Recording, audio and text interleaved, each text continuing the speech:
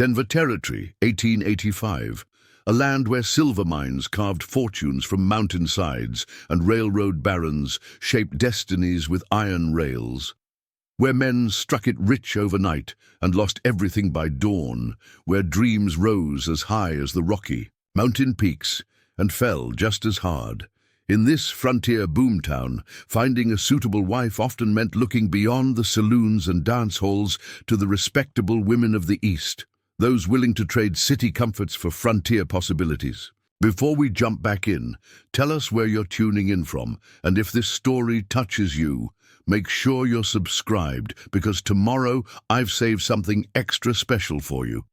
But what happens when the bride who arrives brings university credentials instead of domestic skills, when her mind is filled with literature and languages rather than recipes and remedies?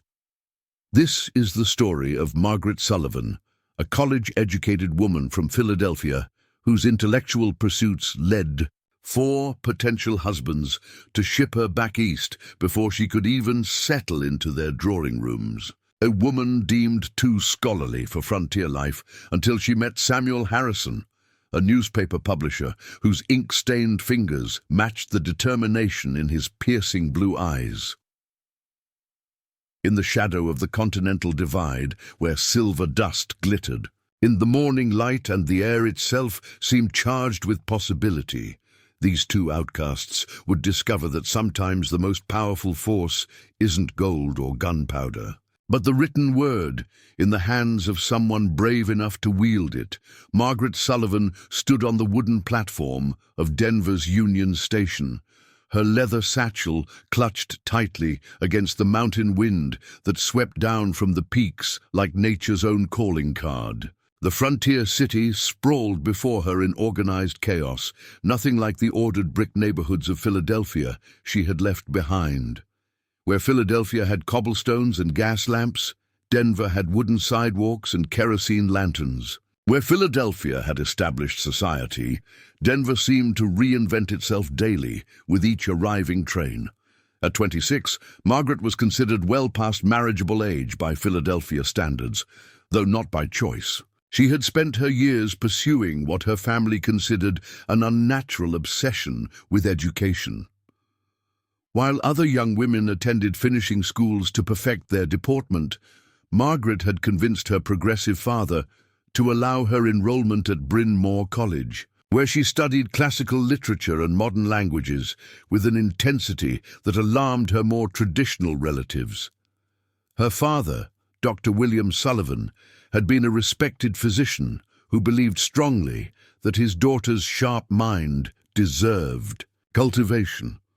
After her mother's death, from consumption when Margaret was 16, father and daughter had formed an intellectual partnership that scandalized Philadelphia society. He consulted her on medical journals, she translated French and German medical texts for his research, and together they maintained a correspondence with European physicians that enriched both their understanding of medicine and the world beyond. America's shores.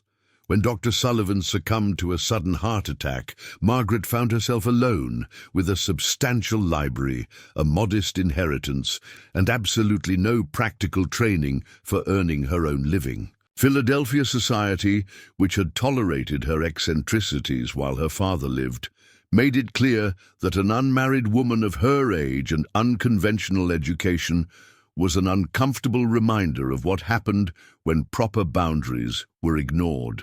The advertisement in the Philadelphia Inquirer had seemed like divine intervention. Established businessman seeks educated companion for marriage, must appreciate intellectual discourse and the challenges of territorial life. Correspondence is welcome.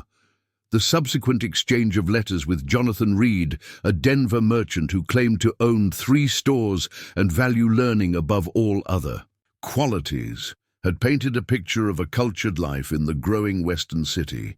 Standing now in the swirling dust of the train station, Margaret wondered if those letters had described an entirely different place, or perhaps an entirely different person. "Miss Sullivan?"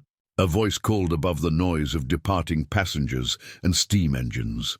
She turned to see a man approaching, his appearance immediately disappointing her careful expectations. Jonathan Reed was shorter than she had imagined, with thinning hair and nervous eyes that seemed unable to meet her gaze directly. His clothing, while respectable, showed the wear of someone more concerned with economy than impression. "Mr. Reed," Margaret replied, extending her gloved hand in the manner her finishing school had taught her years before. The gesture seemed to confuse him, and he hesitated before briefly grasping her fingers in an awkward handshake that ended almost before it began. "The journey from Chicago wasn't too difficult, I hope?" he asked, eyeing her traveling ensemble with an expression she couldn't quite decipher. Margaret wore a practical navy blue dress with minimal bustle, chosen for comfort during long train rides rather than fashion. But even this conservative choice seemed to make him uncomfortable. "The accommodations were quite adequate," Margaret replied diplomatically, choosing not to mention the fascinating conversation she had enjoyed with a group of German engineers heading to the mining camps, or the geological survey maps a fellow passenger had shared that revealed the complex mineral wealth hidden beneath Colorado's surface. Reed gestured toward a modest wagon waiting at the edge of the platform. "I've arranged a room for you at Mrs. Peterson's boarding house. Very respectable establishment. We can discuss our arrangements tomorrow if that suits. I would prefer to have several days to become acquainted with both you and the city," Margaret said firmly, her directness causing Reed to blink rapidly. "Entering into marriage seems to warrant careful consideration of compatibility." Of course, he agreed quickly, though something in his manner suggested her straightforward approach was not what he had expected from their correspondence. Their walk through Denver's bustling streets revealed a city in the throes of rapid expansion. The silver boom had brought wealth and people in equal measure, creating a unique blend of rough frontier practicality and ambitious urban sophistication.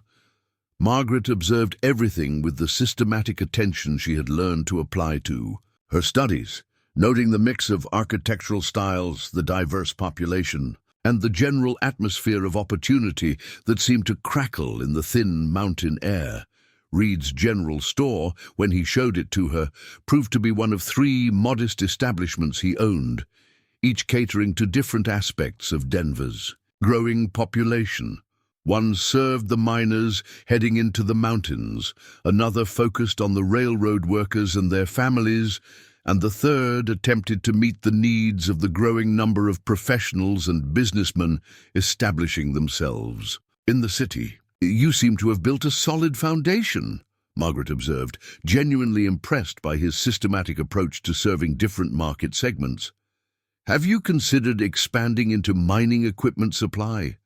The technical complexity of modern extraction methods creates opportunities for specialized merchants." Reed's expression grew uncertain. "I prefer to stay with goods I understand. Mining equipment requires expertise I don't possess."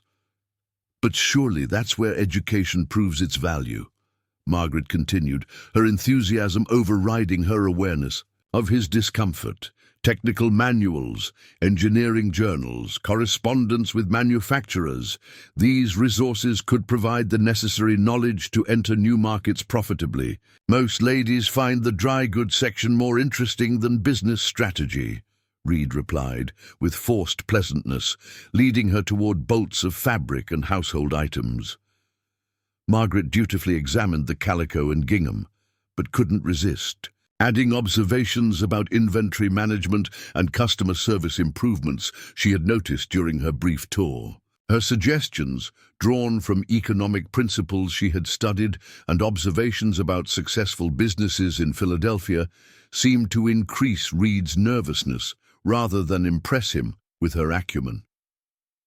That evening, dining alone at Mrs. Peterson's boarding house, Margaret became aware of curious glances from other residents. The boarding house catered to respectable single people and traveling businessmen, creating an environment where everyone knew everyone else's business within hours of arrival. Mrs. Peterson, a sharp-eyed widow who had built her establishment, through careful attention to both comfort and propriety, eventually joined Margaret at her table with coffee and what appeared to be a need for conversation. "Mr. Reed seemed a bit flustered when he brought you by earlier," she remarked, her tone carefully neutral but her eyes shrewd. "I hope your first meeting went well." Margaret sighed quietly. "I may have overwhelmed him with enthusiasm for his business operations. I suggested several expansion possibilities that seemed to make him uncomfortable. Jonathan Reed has been running those stores exactly the same way for 8 years, Mrs. Peterson said flatly. Built them up from nothing after arriving from Ohio, but he's not a man who welcomes change or innovation, particularly not suggestions from others. Particularly not from women, Margaret finished, recognizing a familiar pattern. Mrs. Peterson's expression softened slightly. "This territory attracts all kinds, Miss Sullivan. Some come seeking quick riches, others hoping to escape their past, and a few genuinely want to build something lasting. But it also needs people who can think beyond tomorrow's problems to next year's opportunities. Don't let anyone convince you that your education is a liability here." Margaret considered this advice as she prepared for sleep in the comfortable but spare room Mrs. Peterson had provided. In Philadelphia, her father had valued her analytical mind and encouraged her to apply it to whatever interested her. Perhaps she needed to learn when to share her thoughts and when to keep them private, at least until she better understood the dynamics of frontier society. The next 3 days followed a predictable pattern. Margaret attempted to show interest in the aspects of Reed's businesses that he deemed appropriate for a potential wife, greeting customers, organizing displays, maintaining the careful social relationships that kept his stores successful in Denver's competitive marketplace. But inevitably, her true nature emerged. She reorganized an entire section of his main store while he dealt with a supplier, creating a more logical arrangement that customers could navigate more easily. She corrected his arithmetic when he miscalculated a complex order involving different quantities and prices. Most problematically, she engaged a group of mining engineers in detailed discussion about new extraction techniques, displaying far more knowledge of geology and chemistry than Reed himself possessed. On the 4th day, Margaret arrived at the store to find Reed waiting with an expression of barely concealed distress. "Miss Sullivan," he began, ushering her into the small office behind the main counter, "I've given our situation considerable thought over the past few days. Preparing and narrating this story took us a lot of time. So, if you are enjoying it, subscribe to our channel. It means a lot to us. Now back to the story." Margaret had seen this conversation coming. She had observed the growing discomfort in his manner, the way he winced slightly when she offered suggestions or demonstrated knowledge he didn't share. "You believe we are not as compatible as our correspondents suggested," she said calmly, stating the obvious conclusion. Reed had the grace to look embarrassed. "You are certainly an impressive woman, and your education is remarkable, but I fear you would not be content with the life I can offer. You deserve someone who can appreciate your unique qualities more fully." "You mean someone who won't be threatened by a woman who knows more than she's supposed to," Margaret replied, without bitterness, merely acknowledging the reality of their situation. "I've taken the liberty of mentioning your situation to Dr. Thomas Mitchell," Reed continued, quickly. "He's Denver's most prominent physician, recently widowed, and has been seeking companionship. Perhaps you would find more common ground with someone in a profession that values learning. And so, for the price of a new train ticket and an apologetic Letter of introduction. Jonathan Reed dissolved their arrangement. Margaret found herself redirected to Dr. Mitchell's substantial home in Denver's most fashionable district, where a housekeeper with suspicious eyes and protective instincts made it clear that the late Mrs. Mitchell's memory was carefully guarded. Dr. Thomas Mitchell proved to be everything Jonathan Reed was not: tall, confident, and academically accomplished. His medical practice served Denver's elite families, and he moved through the city's growing social circles with the assurance of a man whose expertise was both valued and well compensated. His home contained an impressive library of medical texts and scientific journals, and he engaged Margaret in stimulating conversations about advances in medical understanding and their potential applications. Initially, Margaret found his intellectual confidence refreshing after Reed's nervous uncertainty. Here was a man who seemed genuinely interested in her thoughts about medical research and didn't flinch when she disagreed with conventional wisdom about treatment methods. "I need a wife who understands the demands of medical practice," he told her directly during their first dinner together, served in his elegant dining room by the watchful housekeeper. "Someone who can handle the social obligations that come with my position while I focus on patient care and research. Your educational background suggests you would be ideally suited for such a role." Margaret allowed herself to feel hopeful. "I would welcome involvement in medical discussions. My father always said I had an intuitive understanding of diagnostic principles." Dr. Mitchell's expression grew noticeably cooler. "Involvement, no, Miss Sullivan. Understanding, yes. A physician's wife must appreciate why his work takes precedence, but the actual practice of medicine requires years of formal training and certification that women simply cannot obtain." The following days revealed the vast gulf between Mitchell's expectations and Margaret's nature. He appreciated her intelligence in theory, but became visibly irritated when she questioned his treatment methods after observing his consultations with patients. When she suggested alternative approaches based on recent European research she had read about, his reaction was swift and decisive.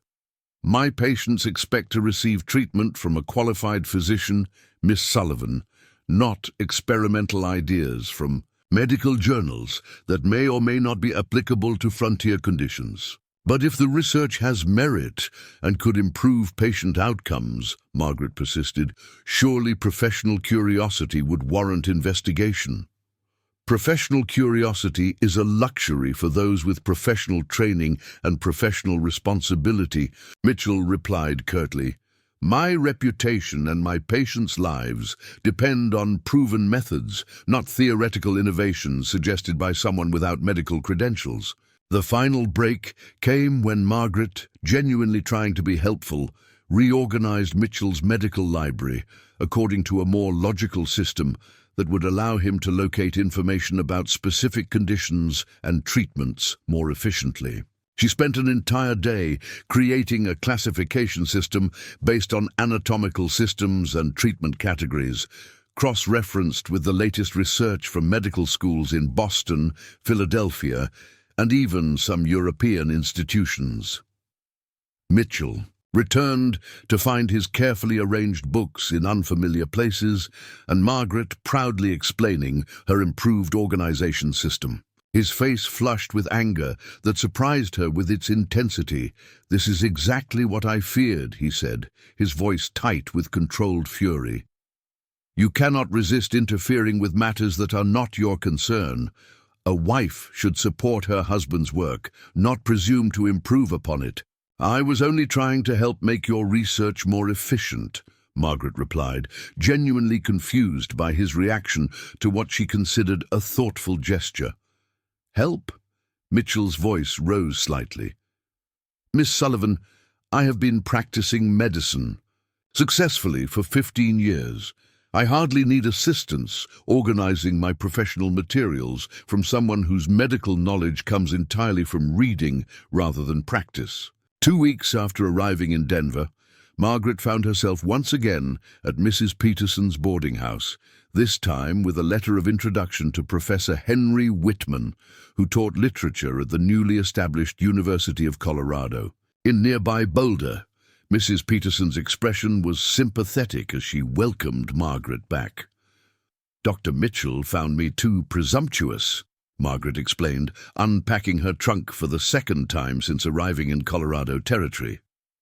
"Presumptuous is one word for it," Mrs. Peterson replied with a small smile, though he used considerably less flattering terms when he stopped by the barbershop yesterday to share his opinions about women who think education makes them qualified to practice medicine.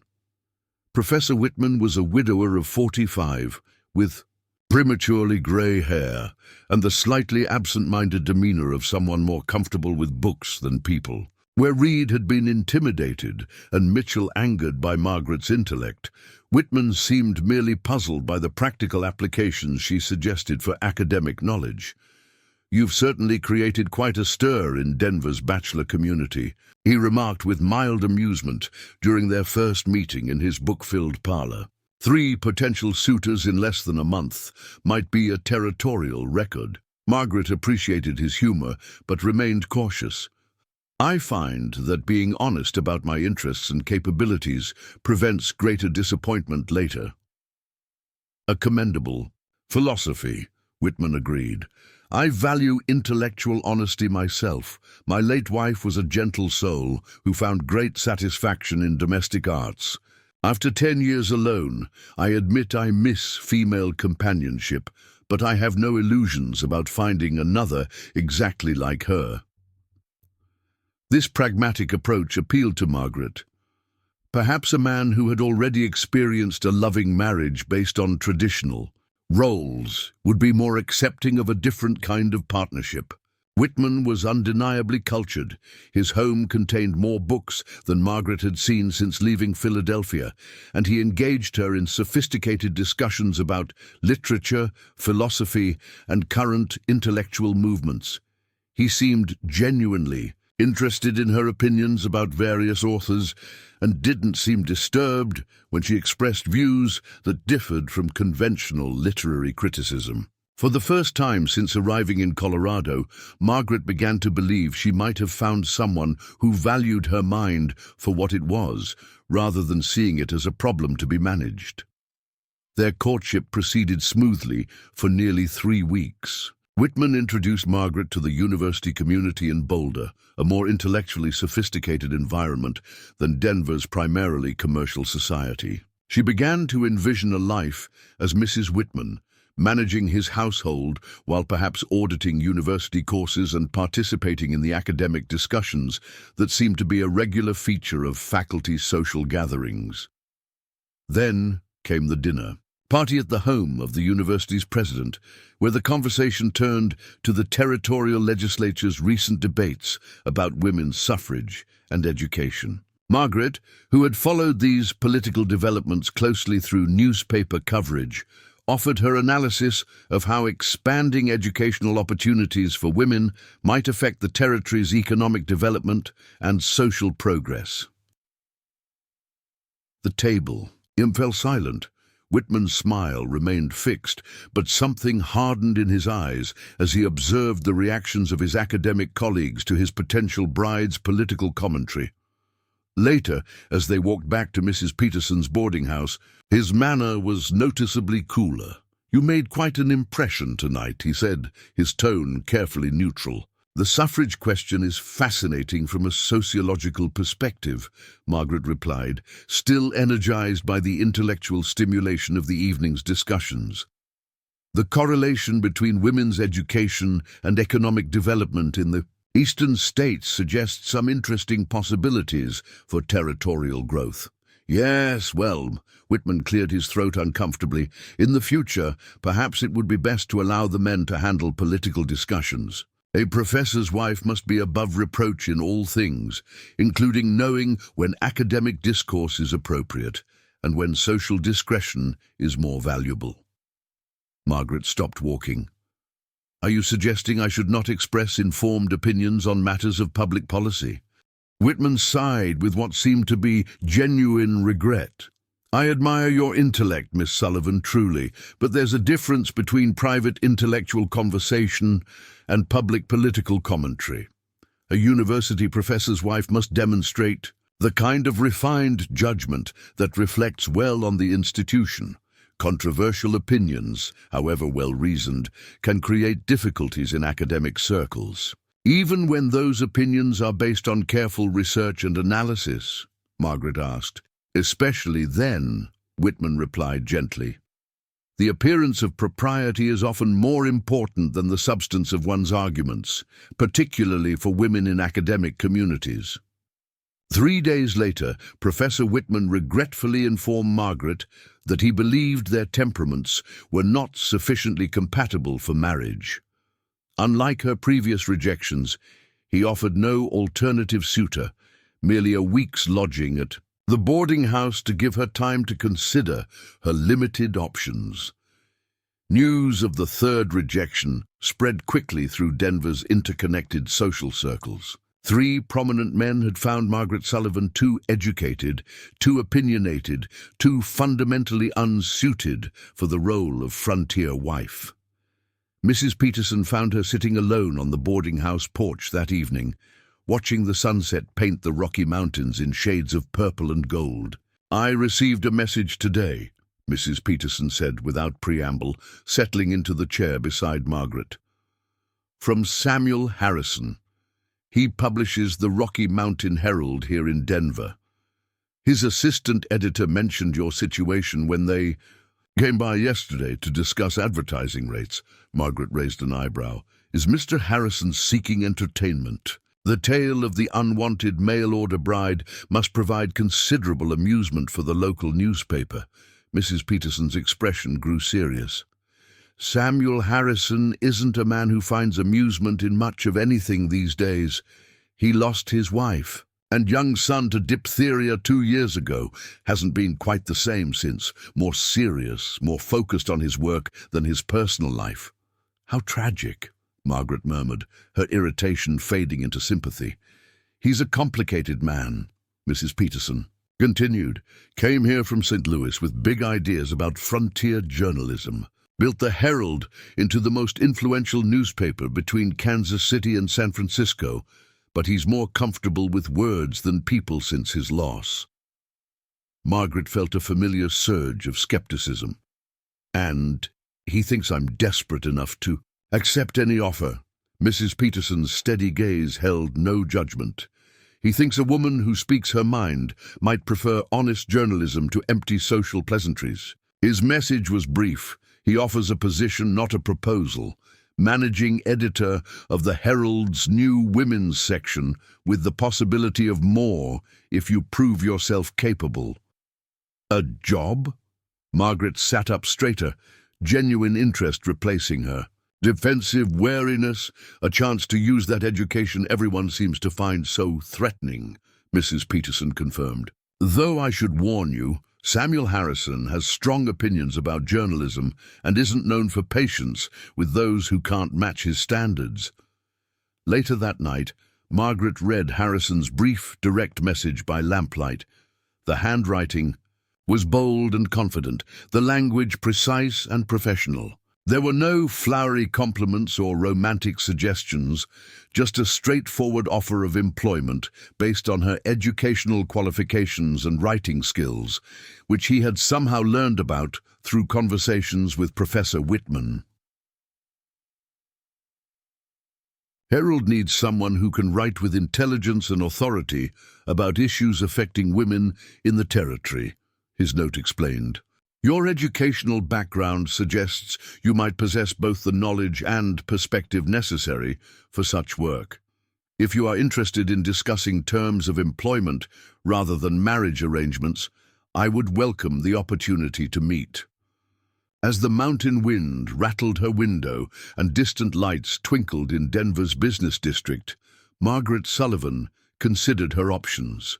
Return to Philadelphia in defeat, accepting whatever charitable employment her father's former colleagues might offer out of pity, seek another arrangement as a mail-order bride in some other frontier town where her reputation hadn't preceded her, or accept this unexpected offer from a newspaper publisher who seemed to value the very qualities that had made her unsuitable as a wife. By morning, Margaret had made her decision. She would meet Samuel Harrison and discover whether the frontier newspaper business might offer the intellectual challenges and professional respect that had proven so elusive in the marriage market. Perhaps, in a city built on silver mines and railroad dreams, there was room for one more unlikely partnership between a grieving publisher who needed fresh perspectives and an educated woman who had finally found someone willing to pay her for thinking, rather than punish her for it. The Rocky Mountain Herald occupied a two-story brick building on Larimer Street, distinguished from its neighbors by the constant activity visible through its large front windows. Margaret could see printing presses, running even at mid-morning, their rhythmic clatter mixing with the sounds of Denver's bustling commercial district. The building's facade bore the newspaper's name in bold lettering, and fresh copies of the daily edition were displayed in a wooden rack beside the entrance. Margaret paused before entering, smoothing her grey wool dress and adjusting the simple hat she had chosen for this professional meeting. Unlike her previous encounters with potential suitors, this appointment carried no romantic expectations, only the possibility of meaningful work. The freedom from social pretense felt liberating, allowing her to focus on demonstrating her capabilities, rather than managing someone else's comfort with her intelligence. The Herald's main floor bustled with purposeful energy. Copy editors hunched over manuscripts, marking corrections with quick, decisive strokes. A young man arranged a type for the next edition, his fingers moving with practiced speed among the metal letters. The air smelled of ink, paper, and the particular mixture of coffee and tobacco that seemed to fuel newspaper offices everywhere. "Miss Sullivan?" a voice called from the back of the room. Margaret turned to see a man approaching, his sleeves rolled up and his vest bearing the telltale ink stains of someone who worked closely with the printing process.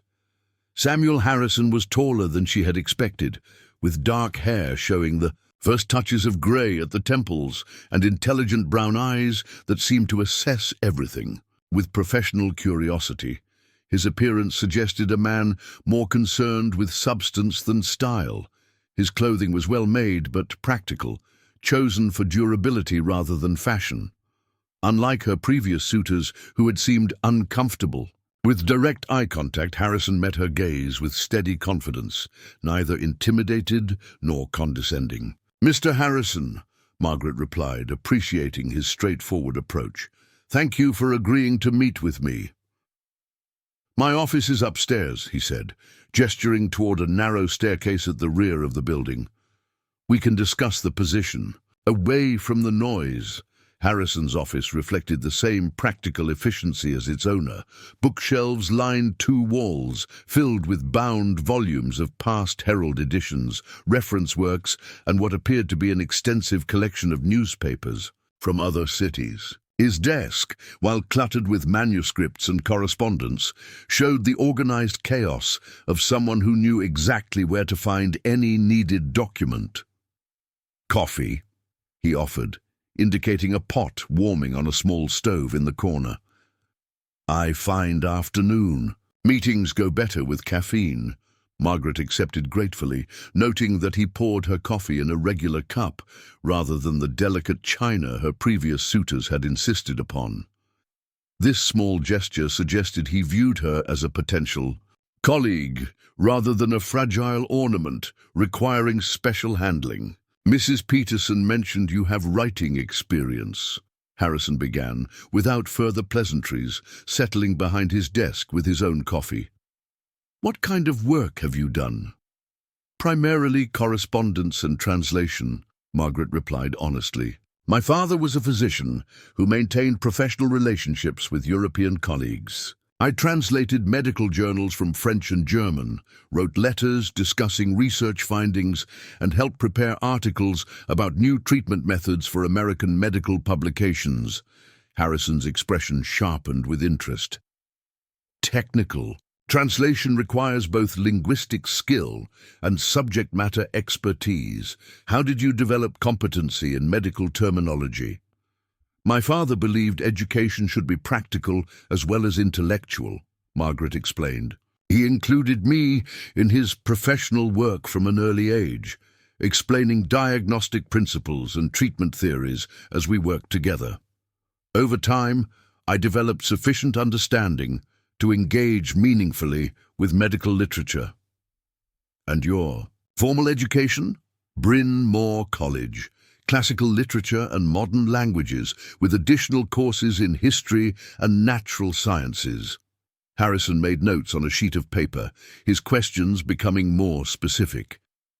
Can you write for general audiences about complex subjects? Medical translation suggests familiarity with technical writing, but newspapers require accessibility.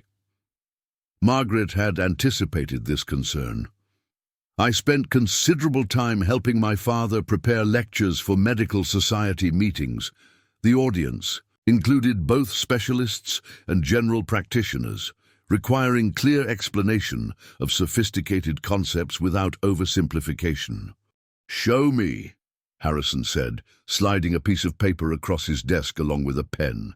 Write 2 paragraphs explaining vaccination principles to farmers' wives who might be skeptical of the practice. The request was both a test and an opportunity. Margaret considered her approach carefully, then began writing with the confidence born of genuine expertise.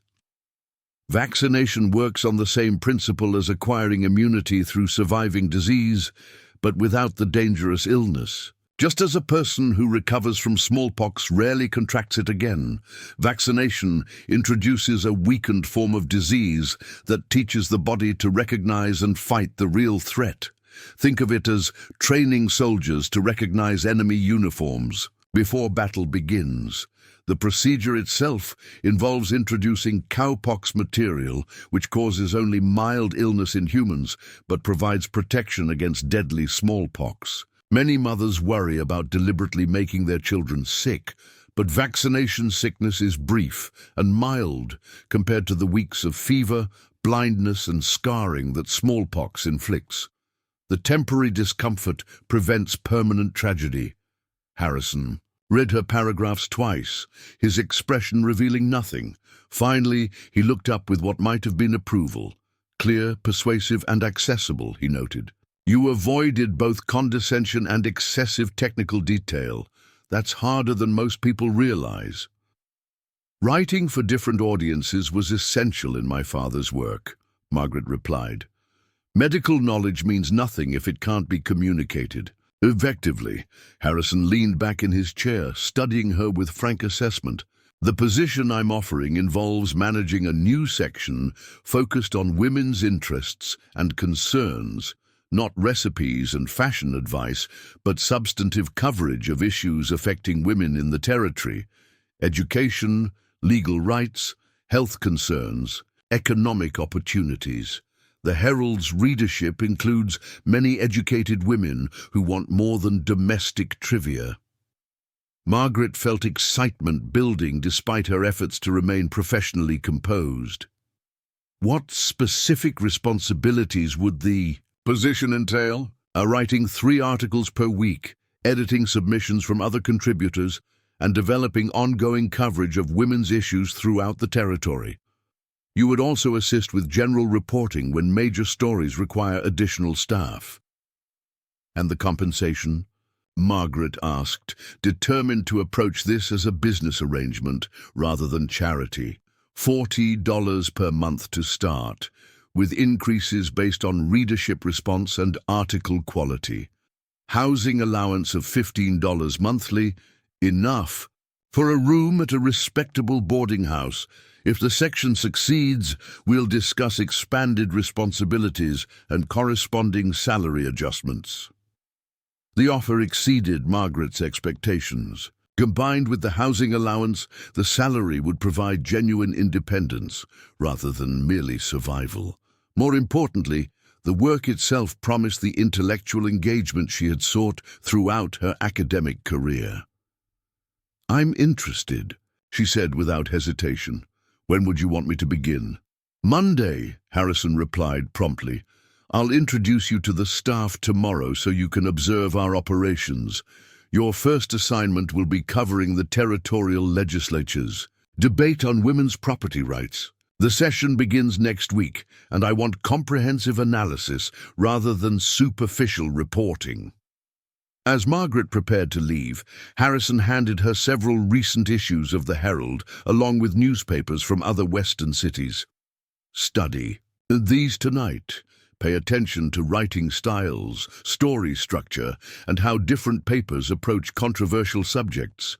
Journalism has its own conventions, different from academic or medical writing." Walking back to Mrs. Peterson's boarding house, Margaret carried the newspapers like precious cargo. For the first time since arriving in Colorado, she felt genuine optimism about her future. Instead of trying to minimize her education and intelligence to fit someone else's expectations, she would finally use those qualities professionally. Mrs. Peterson was waiting in the parlor when Margaret arrived, her expression expectant. "How did it go?" she asked without preamble. "He offered me the position," Margaret replied, unable to suppress her satisfaction. "Managing editor for a new women's section, with general reporting duties as well." Mrs. Peterson smiled broadly. "Samuel Harrison doesn't make offers lightly. If he thinks you can handle the work, you probably can. Though I should warn you, newspaper work isn't like other professions. The hours are irregular, the deadlines are absolute, and Harrison himself can be demanding when standards aren't met." That evening, Margaret spread the newspapers across her small table and began studying them with the same systematic attention she had once applied to medical journals. Each publication revealed different approaches to frontier journalism, from sensationalized coverage of mining accidents to thoughtful analysis of territorial politics. The Herald distinguished itself through comprehensive reporting and editorial sophistication that rivaled Eastern newspapers. Harrison's byline appeared on articles covering everything from railroad expansion to municipal corruption, all written with clarity and authority that commanded respect. His editorial positions were clearly stated and well-reasoned, whether supporting women's suffrage or opposing political patronage. Margaret paid particular attention to articles about women's issues in other papers. Most treated such topics as novelties or curiosities, focusing on exceptional individuals rather than systematic coverage of legal, economic, or social concerns affecting women generally. The Herald's news section could fill a genuine need by providing serious analysis of issues other publications ignored or trivialized. She began drafting ideas for her first articles, drawing on her observations during 3 weeks in Colorado Territory. The legal status of married women's property rights, educational opportunities for girls in frontier communities, and health challenges specific to high-altitude living all offered rich possibilities for substantive coverage. The next morning brought her first exposure to the Herald's daily operations. Harrison introduced her to the staff with brief efficiency, identifying each person's role without elaborate explanations. The copy editors nodded politely, the typesetters glanced up from their work with mild curiosity, and the 2 reporters, both young men recently arrived from Eastern newspapers, offered reserved welcomes that suggested they would wait to judge her competence before accepting her as a colleague. "Newspaper work requires both individual initiative and team coordination," Harrison explained as they toured the building. "Deadlines are absolute. Quality is expected, not optional. If you can't produce usable copy under pressure, the job won't work regardless of your other qualifications." Margaret observed the controlled urgency that drove the Herald's operations. Stories were written, edited, revised, and sent to typesetting with clockwork precision. Each person understood their role in the larger process. From initial reporting through final distribution, the environment demanded competence rather than deference, results rather than social pleasantries. Your desk, Harrison indicated a workspace near the front windows, equipped with writing materials and reference books. The territorial legislature convenes Monday. I want you there every day, taking notes and identifying stories worth detailed coverage. Your first article is due Wednesday morning for Thursday's edition. The responsibility both thrilled and intimidated Margaret. Unlike her previous work translating medical texts, where she could revise and perfect each passage, newspaper writing demanded speed and accuracy under tight deadlines. She would need to master not only the subject matter, but the rhythm and pace of daily journalism. Saturday brought Margaret's first encounter with Denver's intellectual community in her new professional capacity. Harrison had mentioned a weekly gathering of lawyers, doctors, professors, and business leaders who met to discuss territorial affairs, suggesting she attend as the Herald's representative. The meeting took place in the private dining room of Denver's newest hotel, where territorial politics mixed with professional networking over dinner and brandy. Margaret's presence as a working journalist, rather than someone's wife or potential bride, created an entirely different dynamic than she had experienced at academic social gatherings. Miss Sullivan writes for the Herald. Harrison introduced her to the group with matter-of-fact brevity. She'll be covering women's issues for the paper's new section. The reception was notably different from her previous social encounters. Instead of polite inquiries about her domestic interests, the conversations focused on her professional qualifications and the scope of her planned coverage. Several lawyers expressed interest in discussing legal developments affecting women's rights, while a prominent physician offered to provide information about health concerns specific to frontier living. Dr. Elizabeth Blackwell, Denver's first female physician, proved particularly valuable as both a source and potential collaborator. The Herald's willingness to cover women's issues seriously sets it apart from other territorial papers, she noted approvingly. Too many publications treat such topics as entertainment rather than news. Margaret found herself energized by conversations that assumed her professional competence rather than requiring her to prove her right to express opinions. The evening provided numerous story ideas while establishing her credibility within Denver's professional community. Sunday evening found Margaret preparing for her first legislative assignment with a mixture of excitement and nervousness. She had studied parliamentary procedure, familiarized herself with the key legislators and pending bills, and prepared questions about women's property rights that would guide her coverage. Harrison stopped by her desk as she organized her materials for the next day. "Nervous?" he asked, noting her careful preparations. "Appropriately cautious," Margaret replied. "I want to meet your standards." Harrison's expression softened slightly, the first hint of personal warmth she had seen from him.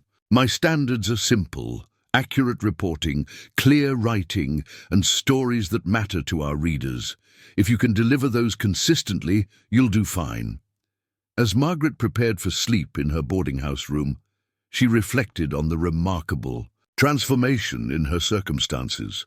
1 week earlier, she had been a rejected mail-order bride with limited options and dwindling funds. Now she was a professional journalist about to cover her first major assignment for Colorado's most influential newspaper. The change represented more than employment. It offered the possibility of building a life based on her actual capabilities, rather than society's expectations of what those capabilities should be. Tomorrow would test whether her academic background could translate into practical journalism skills, but tonight she allowed herself to feel optimistic about a future that finally seemed to match her ambitions. The territorial legislature awaited, along with her first real chance to prove that an educated woman could be worth more than the sum of men's assumptions about her proper place in frontier society. Margaret Sullivan was ready to write her own story, one article at a time. Monday morning dawned crisp and clear, with the kind of mountain air that seemed to sharpen thoughts along with visibility. Margaret arrived at the territorial capital, building carrying a leather portfolio filled with writing materials and background research. Her practical navy dress chosen to blend into the crowd of observers without drawing unwanted attention. The legislature met in a grand stone building that represented Colorado's aspirations toward statehood, its imposing columns and formal chambers designed to convey governmental authority. The press gallery overlooked the main floor, where territorial legislators gathered in clusters discussing the day's agenda. Margaret recognized several faces from newspaper coverage and social introductions, but seeing them in their official capacity emphasized the importance of accurate reporting. These men would make decisions affecting thousands of territorial residents, and her coverage would help citizens understand both the issues at stake and their representatives' positions. James Whitmore of the Denver Tribune nodded acknowledgement as she took a seat in the press section. Unlike her previous social encounters, where her presence as an educated woman had created discomfort, here she was simply another journalist performing professional duties. The difference in atmosphere reinforced her growing conviction that employment offered freedoms marriage arrangements had consistently denied. Legislative proceedings began with routine matters: budget allocations, territorial boundary adjustments, and administrative appointments that required careful attention despite their procedural nature. Margaret took comprehensive notes, developing shorthand techniques that would allow her to capture both exact quotations and the nuanced political maneuvering that shaped actual decision-making. The women's property rights debate began after lunch. Recess, introduced by Senator William Hayes of Boulder County, with remarks that immediately revealed the controversial nature of the proposed legislation. Current territorial law followed traditional English common law principles, which transferred a married woman's property ownership to her husband upon marriage. The proposed changes would allow women to retain control of property they brought to marriage and acquire property independently during marriage. This legislation represents a fundamental challenge to the natural order of family relationships, Senator Charles Morrison of Pueblo declared during opening remarks. Marriage creates a unity of interests that requires unified authority. Divided property ownership encourages divided loyalty and undermines the harmony essential to stable domestic life. Margaret scribbled rapidly, recognizing the philosophical arguments that had dominated similar debates in eastern states. Morrison's position reflected widespread belief that legal equality between spouses would somehow weaken marriage itself, despite growing evidence from states with more progressive property laws that such fears were largely unfounded. Senator Hayes responded with practical arguments drawn from frontier realities. Gentlemen, we are not governing a settled society with established social structures. Colorado territory attracts people seeking new opportunities, including women who arrive with their own resources and capabilities. Our laws should reflect territorial conditions rather than traditions developed for entirely different circumstances. The debate continued through the afternoon, revealing deep philosophical divisions among legislators about women's legal status and social role. Margaret documented each speaker's position while noting the underlying assumptions that shaped their arguments. Traditional supporters emphasized family stability and social order, while reform advocates focused on economic development and individual rights. Senator Robert Kane of Denver offered the most sophisticated analysis, drawing on economic data from other territories with progressive property laws. Evidence from Wyoming and Utah suggests that recognizing women's property rights actually strengthens territorial development by encouraging female immigration and investment. We cannot build a prosperous territory by discouraging half the population from economic participation. Margaret found Kane's evidence-based approach particularly compelling, recognizing similarities to her father's scientific method of evaluating medical treatments based on observed outcomes rather than theoretical assumptions. She made detailed notes about his statistics and legal precedents, planning to research his claims independently before incorporating them into her article. The session adjourned without resolution, scheduling continued debate for Tuesday morning. As legislators dispersed into small groups for private discussions, Margaret approached Senator Kane to request a brief interview for the Herald's coverage. "Miss Sullivan, isn't it?" Kane said, recognizing her from social introductions. "I understand. You're managing the Herald's new women's section. Interesting timing for such an appointment. Mr. Harrison believes our readers deserve comprehensive coverage of issues affecting them directly," Margaret replied professionally. "Could you elaborate on the statistical evidence you cited regarding other territories?" Kane's willingness to discuss his research in detail impressed Margaret with both the thoroughness of his preparation and his genuine commitment to evidence-based policy-making.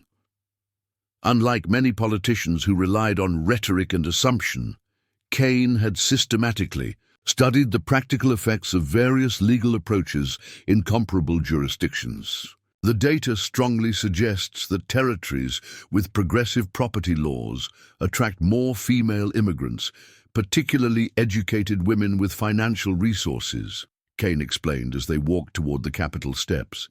These women bring both capital and skills that contribute to territorial development in measurable ways. Margaret asked about specific statistics, legal mechanisms, and potential challenges to implementation, developing material for multiple articles while establishing Kane as a reliable source for ongoing coverage. His responses demonstrated the kind of analytical thinking she valued, grounded in careful research rather than ideological assumption. Tuesday's legislative session intensified the debate, with opponents of reform introducing amendments designed to weaken the proposed law's effectiveness. Senator Morrison proposed limiting women's property rights to inheritance only, excluding property acquired through business activities or professional work. Another amendment would require judicial approval for any property transaction by married women, effectively maintaining male control while creating an illusion of legal equality. Margaret recognized these tactics from her research into similar legislation in other states. Opponents typically attempted to gut meaningful reform through amendments that preserved traditional restrictions while claiming to support women's rights. She documented each proposed modification while analyzing its practical implications for the Herald's readers. The most revealing moment came when Senator David Palmer of Colorado Springs attempted to ridicule the entire concept with theatrical indignation. "Are we believe that women possess the business judgment necessary to manage property independently? That feminine nature, so admirably suited to domestic harmony, somehow includes masculine capacity for financial decision-making." Palmer's comments provoked sharp responses from reform supporters, but Margaret noted the underlying assumptions his rhetoric revealed. Opposition to women's property rights often reflected deeper beliefs about female intellectual capacity rather than specific concerns about family unity or social stability. Senator Hayes's rebuttal addressed these assumptions directly. This legislature includes lawyers, physicians, merchants, and farmers who regularly conduct business with women managing property successfully under existing legal limitations. We have observed female capacity for sound judgment firsthand, yet we maintain laws that deny legal recognition of capabilities we witness daily. The exchange crystallized fundamental philosophical differences that would shape territorial development, regardless of the specific legislation's fate. Margaret realized her coverage should address these broader implications while maintaining focus on immediate practical consequences for women throughout Colorado Territory. Wednesday morning brought deadline pressure as Margaret transformed her legislative notes into coherent analysis for Thursday's Herald edition. The article needed to explain complex legal concepts accessibly while providing sufficient detail for readers to understand both current law and proposed changes. She also needed to analyze the political dynamics that would determine the legislation's chances without appearing to advocate for any particular outcome. Writing under deadline pressure proved more challenging than Margaret had anticipated. Unlike her previous work translating medical texts where accuracy mattered more than speed, newspaper deadlines demanded both precision and efficiency. She drafted, revised, and refined her article while monitoring the clock, developing rhythms that balanced thoroughness with timely completion. Harrison reviewed her first draft with the same methodical attention he applied to all Herald content, marking passages that needed clarification or additional development. His editorial suggestions improved both clarity and impact, while teaching Margaret practical lessons about newspaper writing that no academic course could provide. Good analysis of the underlying issues, he noted, returning the marked manuscript. But you need stronger opening paragraphs that immediately engage readers who might not initially care about legislative procedures. Make them understand why this matters to their daily lives. Margaret's revised version opened with concrete examples of how current property laws affected territorial women, using specific cases to illustrate abstract legal principles. A widow who lost her late husband's business to his relatives despite managing it successfully for years. A wife whose inheritance from her parents automatically became her husband's property upon marriage. A female entrepreneur unable to secure business loans because married women couldn't legally own commercial property. The revised article combined human interest with policy analysis, explaining complex legal concepts through their practical effects on real people. Margaret felt satisfaction at successfully adapting her academic background to journalism's different requirements while maintaining the intellectual rigor that characterized her best work. Thursday's Herald featured Margaret's article prominently on the front page, with continued coverage inside that included detailed analysis of proposed amendments and their implications. Harrison's decision to give the story such prominent placement demonstrated his confidence in her work, while establishing the Herald's commitment to comprehensive coverage of women's issues. Reader response exceeded expectations, with letters arriving throughout Thursday and Friday from women throughout the territory, sharing their own experiences with property law limitations. Many readers thanked the Herald for addressing issues other newspapers ignored, while others offered additional information and story suggestions for future coverage. Mrs. Peterson brought several letters to Margaret's attention Friday evening, her expression pleased. "You've struck a nerve with territorial women. Some of these letters come from mining camps and farming communities where the Herald doesn't usually have much readership." Margaret read the correspondence with growing excitement, recognizing opportunities for ongoing coverage that would address readers' actual concerns rather than abstract policy debates. Stories about women struggling to maintain family businesses after their husbands' deaths, female teachers facing legal obstacles to property ownership, and wives whose economic contributions went unrecognized in legal disputes could illustrate policy implications while giving voice to women's experiences. One letter particularly caught her attention, from a woman named Sarah Chen in Central City, whose late husband's mining partners were attempting to seize her share of their claim despite her substantial financial investment in the operation. The case perfectly illustrated how current property laws could destroy women's economic security regardless of their business competence or financial contributions.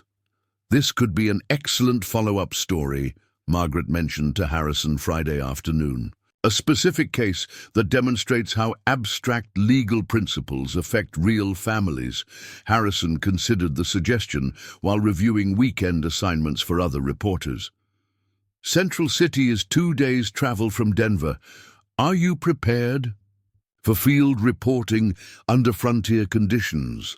The question tested Margaret's commitment to journalism beyond comfortable urban environments. Covering stories in mining camps and agricultural communities would require physical stamina and adaptability that her previous academic work had never demanded. However, the opportunity to report on women's experiences throughout the territory, rather than just Denver's urban population, was too valuable to decline. "I'm prepared for whatever reporting requires," Margaret replied without hesitation. Saturday's legislative session brought unexpected developments when Senator Morrison introduced a substitute bill that would actually strengthen restrictions on women's property rights. Instead of merely opposing reform, conservative legislators now proposed explicitly prohibiting married women from any property ownership independent of their husbands, closing legal loopholes that currently allowed limited female property control. Margaret recognized the tactical sophistication of Morrison's approach. By proposing more restrictive legislation, conservatives forced reform supporters to defend the inadequate status quo rather than advocating for meaningful improvement. The substitute bill also revealed how strongly opponents feared even modest changes to women's legal status. The procedural maneuvering that followed required careful attention to understand, as legislators proposed amendments to amendments while engaging in complex parliamentary tactics designed to either strengthen or weaken various provisions. Margaret's notes became increasingly detailed as she tracked each motion and its potential implications for the final legislation. Senator Kaine attempted to rally reform supporters with an impassioned speech about territorial development and economic opportunity, but Morrison's tactical surprise had clearly disrupted pro-reform momentum. Several legislators who had appeared sympathetic to women's property rights now seemed hesitant to support any changes that might be seen as too radical. "The substitute bill reveals our opponents' true intentions," Kaine declared during afternoon debate. "They do not merely oppose reform, they seek to eliminate existing protections that territorial women currently possess. This legislation would make Colorado more restrictive than any other Western territory." Margaret documented the shifting political dynamics while recognizing that her coverage would need to help readers understand complex procedural developments that could significantly affect the final outcome. The legislative process had become a sophisticated political chess match, requiring explanation that went beyond simple pro-reform versus anti-reform analysis. Sunday evening found Margaret preparing for her Central City assignment while reviewing the week's legislative coverage for lessons about frontier journalism. Her first week as a professional journalist had tested skills she didn't know she possessed, while revealing capabilities that traditional women's roles had never allowed her to develop. The transformation from rejected mail-order bride to working reporter represented more than employment. It offered proof that her education and intelligence were valuable assets rather than social liabilities. Harrison's confidence in assigning her independent fieldwork demonstrated professional respect that her academic credentials had earned, but her gender had previously prevented her from receiving. As Margaret packed supplies for mountain travel, she reflected on the unexpected direction her life had taken since arriving in Colorado Territory. Instead of seeking acceptance through marriage arrangements that required minimizing her capabilities, she was now building professional recognition by fully utilizing her education and analytical skills. The journey to Central City would test her adaptability to frontier conditions while providing opportunities to report on women's experiences beyond Denver's relatively sophisticated urban environment. Whatever challenges lay ahead, Margaret approached them with confidence earned through successfully navigating her first week of professional journalism in the demanding environment of territorial politics. The stagecoach to Central City departed Denver before dawn on Monday morning, carrying Margaret into the heart of Colorado's mining country along a winding mountain road that tested both vehicle and passengers with every mile. The other travelers included two mining engineers, a supply merchant, and a woman whose elaborate dress and carefully arranged hair suggested she might be heading to one of the gambling establishments that served the camp's entertainment needs. Margaret had packed light but practical, sturdy boots, warm clothing suitable for mountain weather, and writing materials protected in waterproof wrapping. Her experience as a mail-order bride had taught her the importance of adapting to unfamiliar circumstances, though reporting in mining camps would present challenges entirely different from navigating social expectations in drawing rooms. The road climbed steadily through pine forests and rocky gorges, offering spectacular views of mountain peaks that seemed to rise endlessly into the crystalline sky. Margaret found herself simultaneously awed by the natural beauty and sobered by the harsh conditions that made mountain living so challenging. The isolated mining camps represented Colorado's economic heart, but they also embodied the territory's most demanding frontier conditions.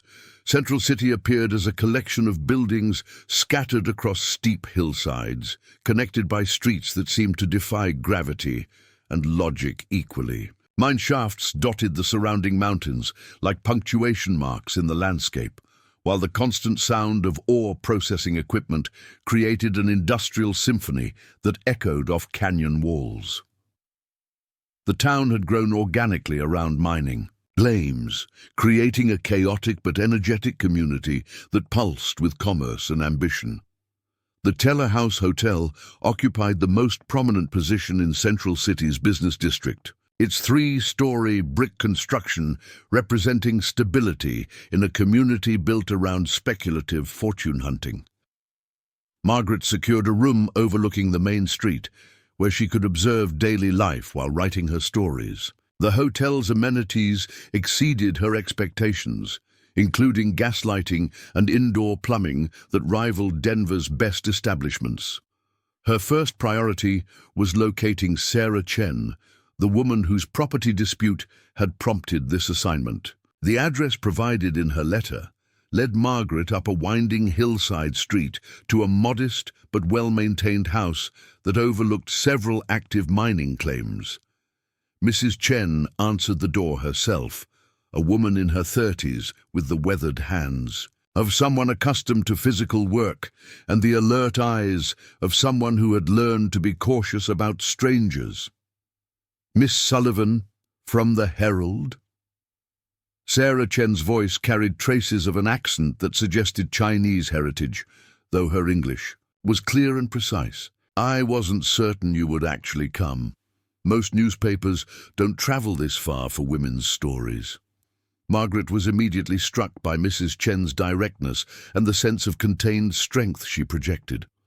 Unlike the women she had met in Denver's social circles, Sarah Chen seemed shaped by practical challenges that had developed both resilience and wariness toward offers of help from unfamiliar sources.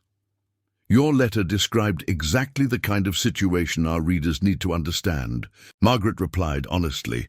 "Legal abstractions become meaningful when illustrated through real experiences." Sarah Chen invited her inside to a parlor that reflected both modest prosperity and careful attention to maintaining dignity under difficult circumstances.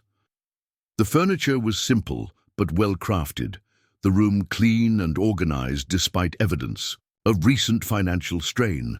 A desk in one corner held ledgers and correspondence that suggested Mrs. Chen had been actively managing business affairs rather than passively accepting her circumstances.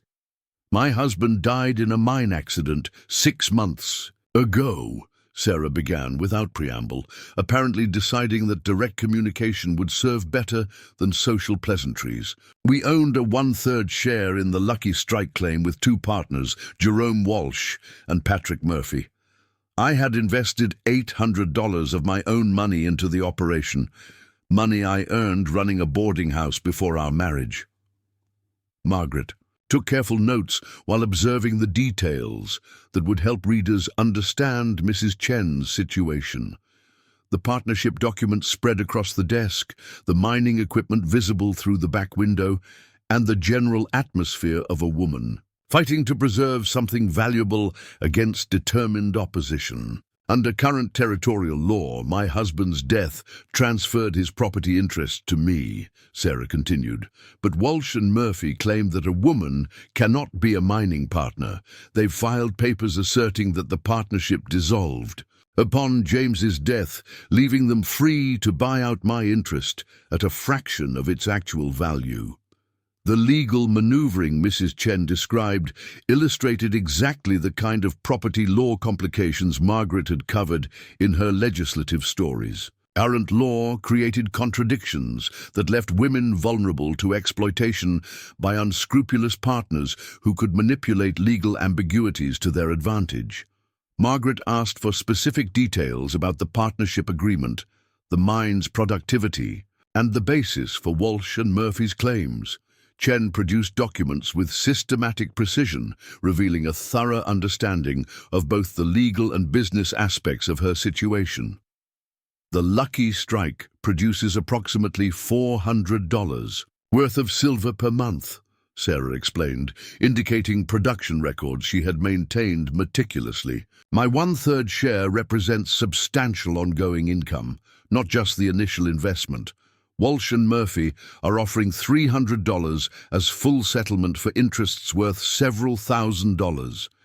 The mathematics alone demonstrated the exploitation Mrs. Chen faced, but Margaret recognized deeper implications for other territorial women in similar circumstances. Mining partnerships, ranching operations, and commercial ventures throughout Colorado included women whose property rights existed in legal gray areas that could be manipulated by hostile partners or relatives. Tuesday morning brought Margaret to the Lucky Strike claim itself, where she could observe the mining operation and understand the source of the dispute. The claim occupied a hillside location with evidence of systematic excavation and processing facilities that represented significant capital investment. Sarah Chen had clearly been an equal partner in developing the property rather than a passive. Investor Jerome Walsh, a burly man with the calloused hands of someone who had worked mines for decades, grudgingly agreed to discuss his position after Margaret identified herself as a reporter investigating territorial mining law. "Nothing personal against Mrs. Chen," Walsh insisted, though his tone suggested otherwise. "But mining is dangerous work, requiring decisions that can't wait for committee discussions. A woman partner creates complications that threaten everyone's safety and profits."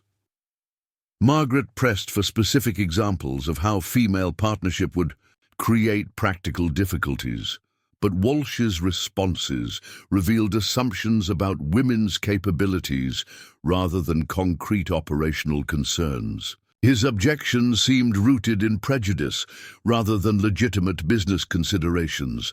Patrick Murphy proved more diplomatic but equally committed to excluding Mrs. Chen from continued partnership. "Mining requires significant additional investment for expansion and new equipment," he explained with forced reasonableness. "Mrs. Chen lacks the financial resources and technical knowledge necessary for future development." Both men seemed genuinely surprised when Margaret demonstrated familiarity with mining terminology and financial principles through her questions. Her ability to discuss ore grades, processing techniques, and capital requirements with informed precision clearly hadn't been anticipated, revealing their assumptions about both female intelligence and newspaper reporters. Wednesday's interview with Mrs. Chen provided the personal perspective that would give her story emotional impact while illustrating broader legal principles. Sarah described her late husband's respect for her business judgment and their collaborative approach to managing their mining investment.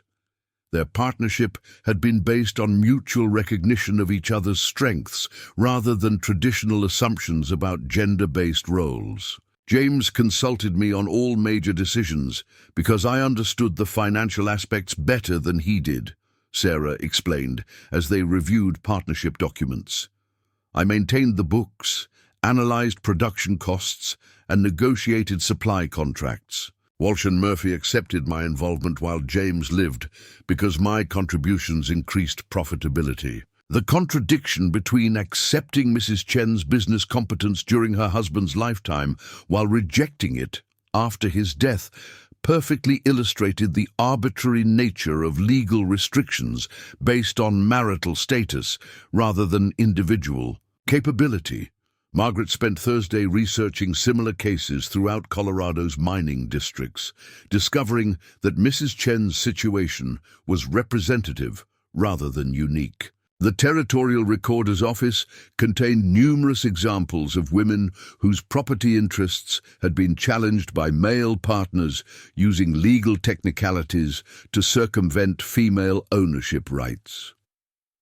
Mining camp newspapers provided additional documentation of disputes where women's business competence was acknowledged informally while being denied legal recognition. Margaret collected examples that would demonstrate systematic patterns rather than isolated incidents, building evidence for broader analysis of how property law restrictions affected territorial development. Friday brought unexpected complications when Jerome Walsh confronted Margaret outside the hotel, clearly agitated by her investigative activities. "You've been asking questions all week, stirring up trouble where none existed before," Walsh said, his manner intimidating though not overtly threatening. Mrs. Chen's situation was settled fairly until outside interference created problems. Margaret maintained professional composure despite recognizing Walsh's attempt to discourage her reporting.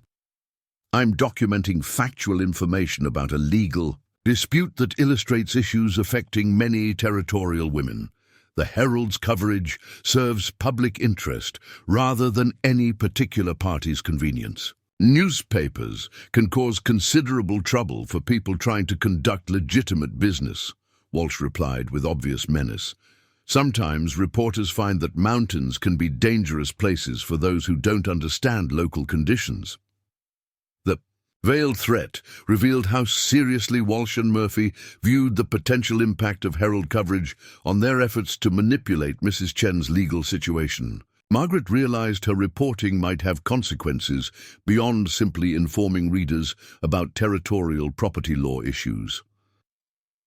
That evening, Mrs. Chen expressed both gratitude and concern about the attention Margaret's investigation had generated. "Walsh and Murphy are worried that newspaper coverage will attract legal assistance I couldn't afford on my own," she observed. "They prefer to operate without public scrutiny." Margaret recognized the truth of Mrs. Chen's analysis while understanding her own responsibility to continue reporting regardless of pressure from interested parties. Journalism's value lay precisely in exposing situations where powerful individuals exploited legal ambiguities to take advantage of those with fewer resources. Saturday's stagecoach back to Denver carried Margaret's completed story, along with extensive notes for follow-up coverage of mining law issues throughout the territory. The week in Central City had provided material for multiple articles while demonstrating journalism's potential to affect real situations rather than merely report on them. The journey down from the mountains offered time to reflect on the week's experiences and their implications for her developing career. Field reporting had tested capabilities she hadn't known she possessed, while revealing opportunities to use journalism for purposes that extended beyond simple information delivery. Chen's situation represented thousands of similar cases where legal technicalities created opportunities for exploitation of women whose business competence was acknowledged informally but denied legal protection. Margaret's coverage could help readers understand these issues while potentially influencing public opinion toward legal reforms that would provide meaningful property rights protection. The Herald's Sunday edition featured Margaret's central city story prominently, with detailed analysis of mining law complications that affected women throughout Colorado's mineral-rich regions. Harrison's editorial decision to run the story with supporting commentary demonstrated his commitment to using the newspaper's influence for substantive coverage of territorial issues. Readers' response proved even stronger than her legislative coverage had generated, with letters arriving from mining communities throughout Colorado describing similar situations where women's property rights existed in legal limbo, subject to manipulation by hostile partners or relatives. Several letters came from lawyers offering to represent Mrs. Chen and other women in comparable circumstances, suggesting that newspaper coverage had indeed created the legal assistance opportunities that Walsh and Murphy had feared. Margaret felt satisfaction at achieving journalism's ideal of informing public opinion while potentially improving the situations she had reported on. Monday morning brought Margaret back to her Herald desk with expanded understanding of both frontier journalism's challenges and its potential impact on territorial development. Her week in Central City had established her credibility as a field reporter while providing story material that would sustain coverage of women's property rights issues for months. Harrison reviewed her Central City coverage with evident approval, noting particularly her success in combining human interest with policy analysis to create articles that engaged readers while advancing their understanding of complex legal issues. "Excellent work," he commented, returning her marked manuscript, with fewer editorial suggestions than previous articles had required. "You've demonstrated that the Herald's women's section can tackle substantive issues without sacrificing readability or impact."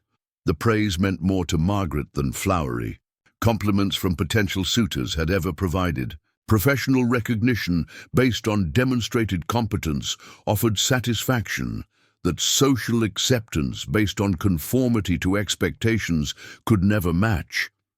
Tuesday brought news that the territorial legislature had postponed further consideration of women's property rights legislation, citing the need for additional study of legal precedents and economic implications. Margaret recognized the delay as a political maneuver designed to avoid controversial decisions during an election year. But she also understood that public attention generated by newspaper coverage had made the issue more difficult to dismiss entirely. The week in Central City had transformed Margaret from a novice reporter covering legislative proceedings to an experienced journalist capable of independent field investigation under challenging conditions. More importantly, it had demonstrated journalism's potential to serve purposes beyond mere information delivery by exposing situations where legal reforms were needed to protect territorial residents from exploitation. As she prepared for her next assignment, Margaret reflected on the remarkable evolution in her circumstances since arriving in Colorado territory as a rejected mail-order bride. Instead of seeking acceptance through marriage arrangements that required suppressing her education and intelligence, she had found professional recognition that valued those very qualities.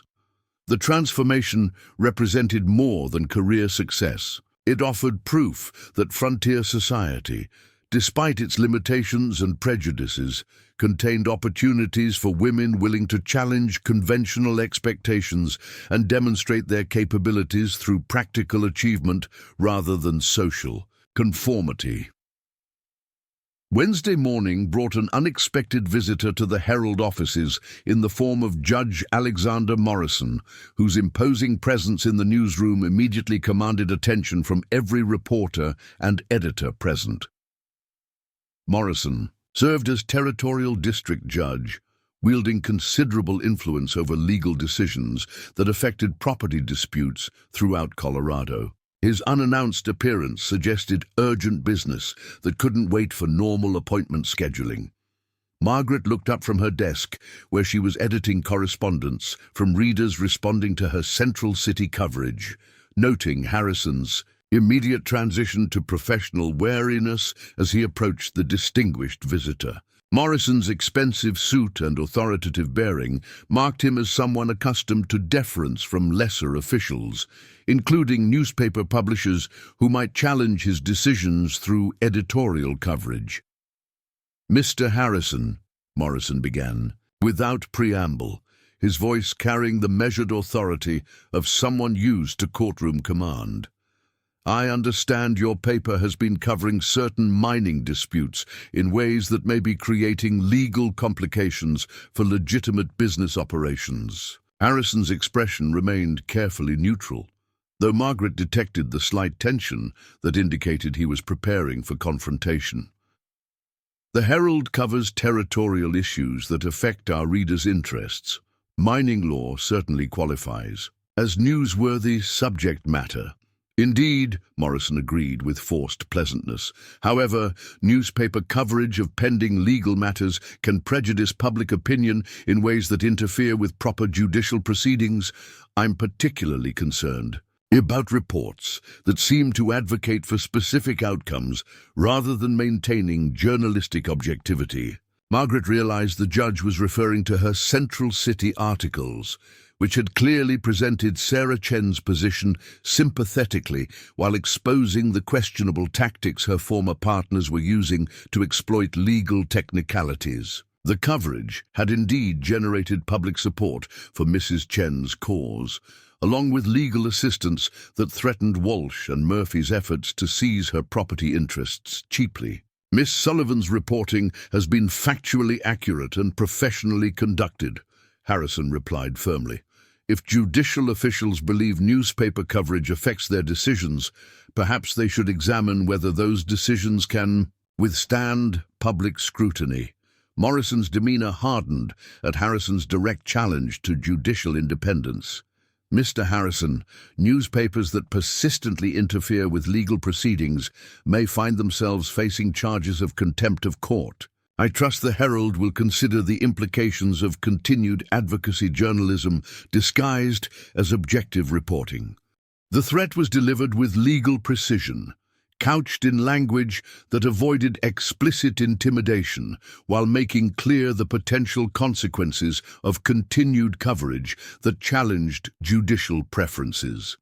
Morrison's visit represented a calculated attempt to suppress reporting that was affecting legal outcomes through public pressure rather than courtroom arguments. After Morrison's departure, Harrison called Margaret into his office for private discussion of the implications. The judge's warning created professional challenges that required careful consideration of both legal risks and journalistic responsibilities. "Morrison's concerned because your reporting is having real impact," Harrison observed with what might have been satisfaction.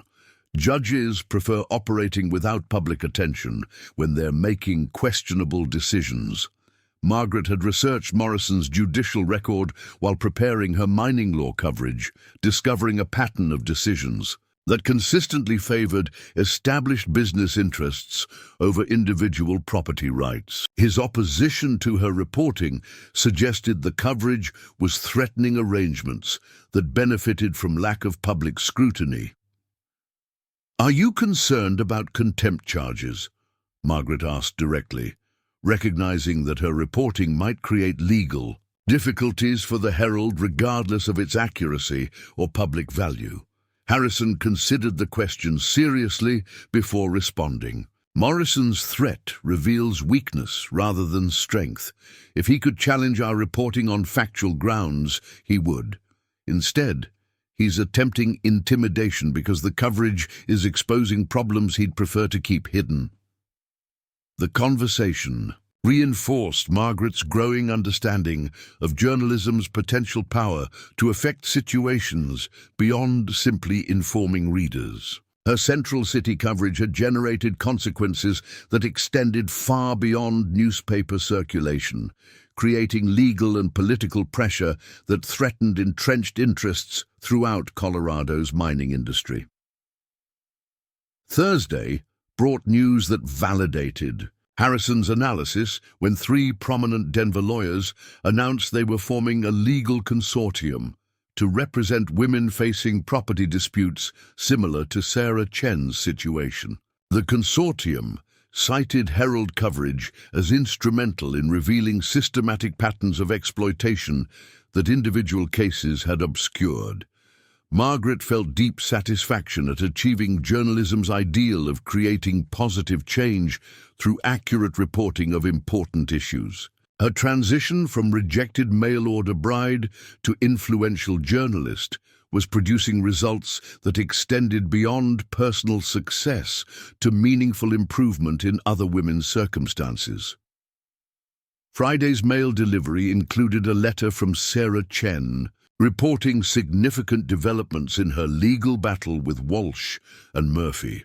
The legal consortium had accepted her case without requiring upfront payment, while public attention generated by Herald coverage had prompted territorial officials to examine mining partnership laws more closely. "Your newspaper coverage changed everything," Mrs. Chen wrote with obvious gratitude. "Walsh and Murphy can no longer operate in secrecy, and I finally have legal representation that matches their resources. Whatever the final outcome, I'm fighting on equal terms rather than being pressured into an unfair settlement." The letter represented the kind of journalism impact that academic work had never provided. Margaret's education and analytical skills were finally being used for purposes that created tangible improvements in real people's lives, rather than abstract intellectual exercises. Saturday brought another challenge when Jonathan Reed, Margaret's first rejected suitor, appeared at the Herald offices requesting a private meeting. His nervous demeanor suggested significant discomfort with approaching the woman whose marriage proposal he had withdrawn months earlier, but his presence indicated urgent business that overcame social awkwardness. "Miss Sullivan," Reed began, hesitantly, after Harrison had granted them use of a small conference room. "I hope you'll forgive the presumption of this visit, but I need your professional assistance with a matter affecting my business operations." Margaret maintained polite professionalism, despite her curiosity about what could motivate Reed to seek help from the woman he had found too educated for frontier life. His general stores had continued operating successfully, suggesting the crisis wasn't financial failure or obvious business mismanagement.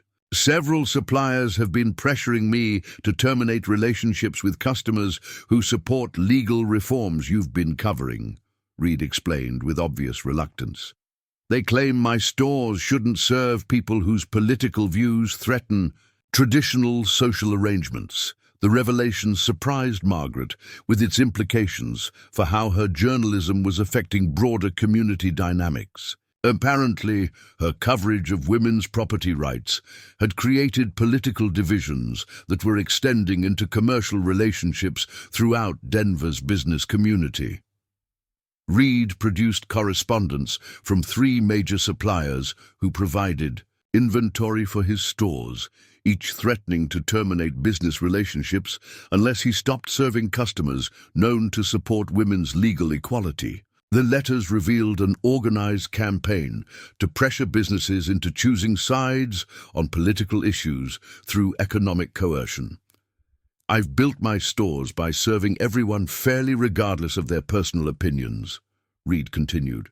"But losing these suppliers would force me to close 2 of my 3 operations. I need advice about how to handle this situation without destroying my business." Margaret recognized Reed's dilemma while appreciating the irony that he was seeking assistance from the woman whose intellectual capabilities he had once found threatening. His crisis demonstrated how political issues could affect business operations in ways that required exactly the kind of analytical thinking he had previously deemed inappropriate for women. "Have you documented these threats?" Margaret asked, immediately recognizing potential news value in organized efforts to suppress political opinion through commercial pressure. Reed provided copies of the supplier correspondence, along with additional evidence of coordinated pressure. Campaigns affecting other businesses throughout Denver. The documentation revealed systematic efforts to silence support for legal reforms by threatening economic consequences for those who refuse to conform to traditional positions. "This represents news that Herald readers need to understand," Margaret told Reed honestly. "Commercial coercion to suppress political opinion affects democratic discourse in ways that extend beyond specific legal issues." Reed agreed to provide additional information for Herald coverage while requesting that his cooperation remain confidential to protect his business from retaliation. The arrangement would allow Margaret to expose the pressure campaign while protecting her source from the very coercion she was reporting on. Sunday evening found Margaret working late at her boarding house room, drafting an article about organized efforts to suppress political discourse through commercial pressure. The story required careful handling to expose the coercion campaign without endangering businesses like Reed's that were caught between conflicting pressures. Her research revealed that similar pressure campaigns had been used in other territories to silence newspaper coverage of controversial issues, typically organized by established interests threatened by legal or social reforms. The tactics represented sophisticated political warfare designed to achieve through economic coercion what couldn't be accomplished through legitimate democratic processes. Monday morning brought the article to Harrison's attention, along with supporting documentation that proved the existence of organized efforts to suppress political opinion through commercial threats. Harrison reviewed the material with professional interest, recognizing both its news value and its potential to escalate conflicts with powerful interests throughout the territory. "This story will generate significant controversy," Harrison warned. "After reading Margaret's draft, are you prepared for the consequences of exposing organized political coercion?" Margaret had already considered the implications while understanding that journalism's public service function required reporting important stories regardless of personal risk. Her previous week's experience with Judge Morrison had demonstrated that powerful interests would attempt intimidation when their activities received unwelcome public attention. The Herald's readers deserve to understand how their political opinions might affect their economic opportunities, Margaret replied firmly. "Democracy requires informed public discourse that can't occur when commercial coercion silences opposing viewpoints." Harrison's approval to run the story represented confidence in both Margaret's judgment and the Herald's commitment to substantive journalism despite potential retaliation. The decision reinforced her growing conviction that frontier journalism could serve vital democratic functions by exposing corruption and coercion that threatened territorial development. Tuesday's Herald featured Margaret's exposé prominently, with editorial commentary by Harrison supporting her findings and calling for territorial legislation to prohibit commercial coercion for political purposes. The coverage named the suppliers involved while protecting individual businesses that had been threatened with retaliation. Reader response proved immediate and intense, with letters arriving throughout Tuesday and Wednesday from business owners throughout Colorado reporting similar pressure campaigns in their communities. The correspondence revealed that organized political coercion was occurring territory-wide rather than being limited to Denver's commercial district. Several prominent business leaders publicly condemned the pressure tactics, while others defended them as legitimate expressions of commercial preferences. The controversy generated exactly the kind of public discourse about democratic principles that Margaret had hoped to stimulate through her reporting. Wednesday afternoon brought retaliation in the form of cancelled advertising contracts from 3 major businesses whose owners had been named in Margaret's article.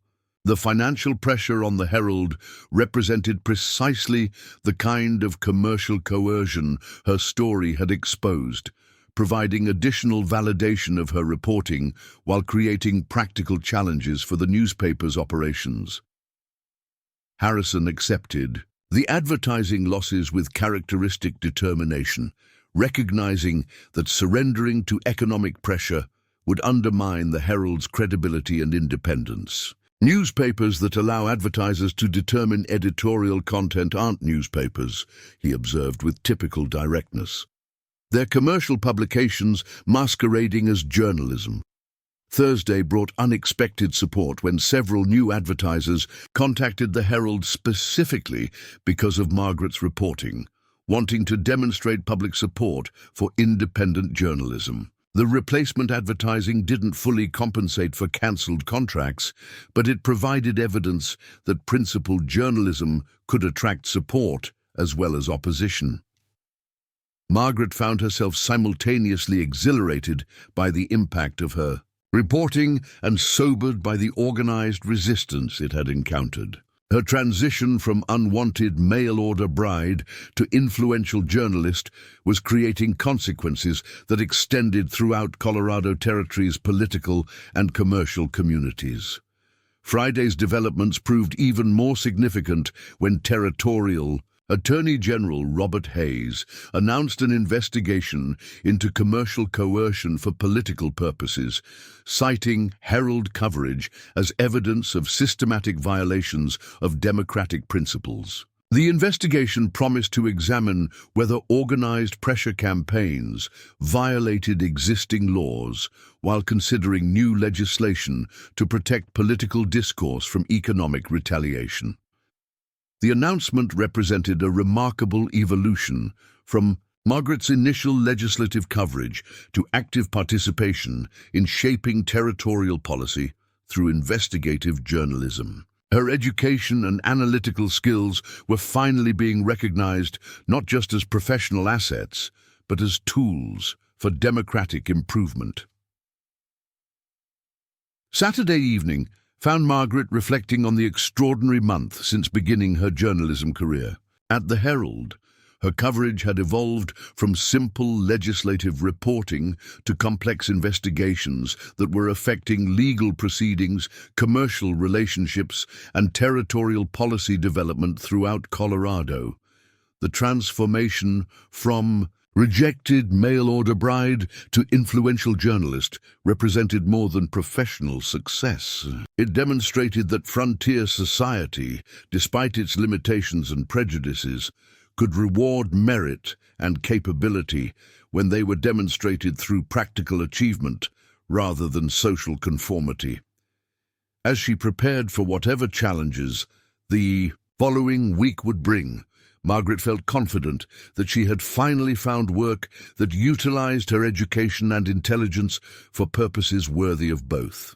The Herald's commitment to substantive journalism provided opportunities to serve democratic principles while building professional recognition based on demonstrated competence rather than social acceptability.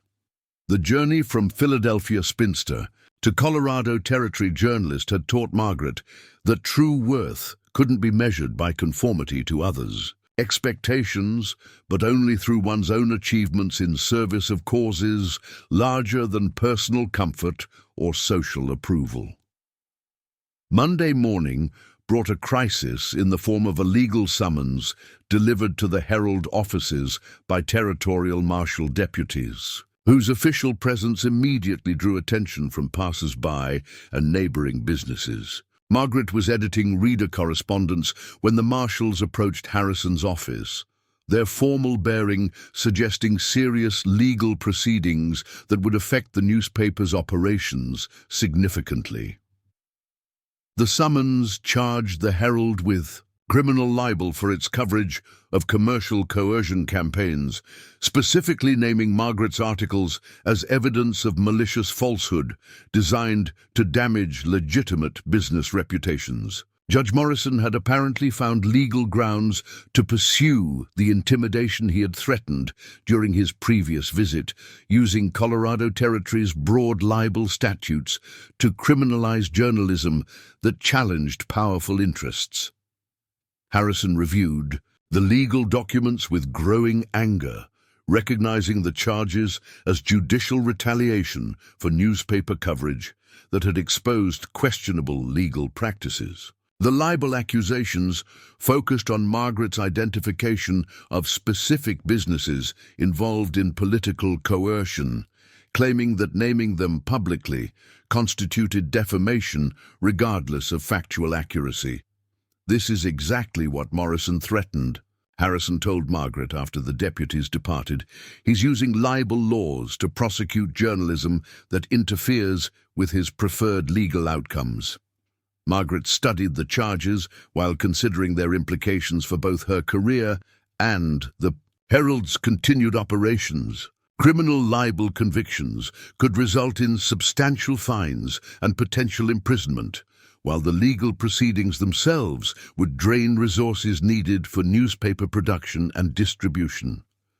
The charges also represented a personal attack on Margaret's professional credibility, suggesting that her transition from mail-order bride to journalist had created vulnerabilities that hostile interests could exploit. Her gender, Eastern background, and recent arrival in Colorado Territory made her an easier target than Harrison would have been for the same reporting.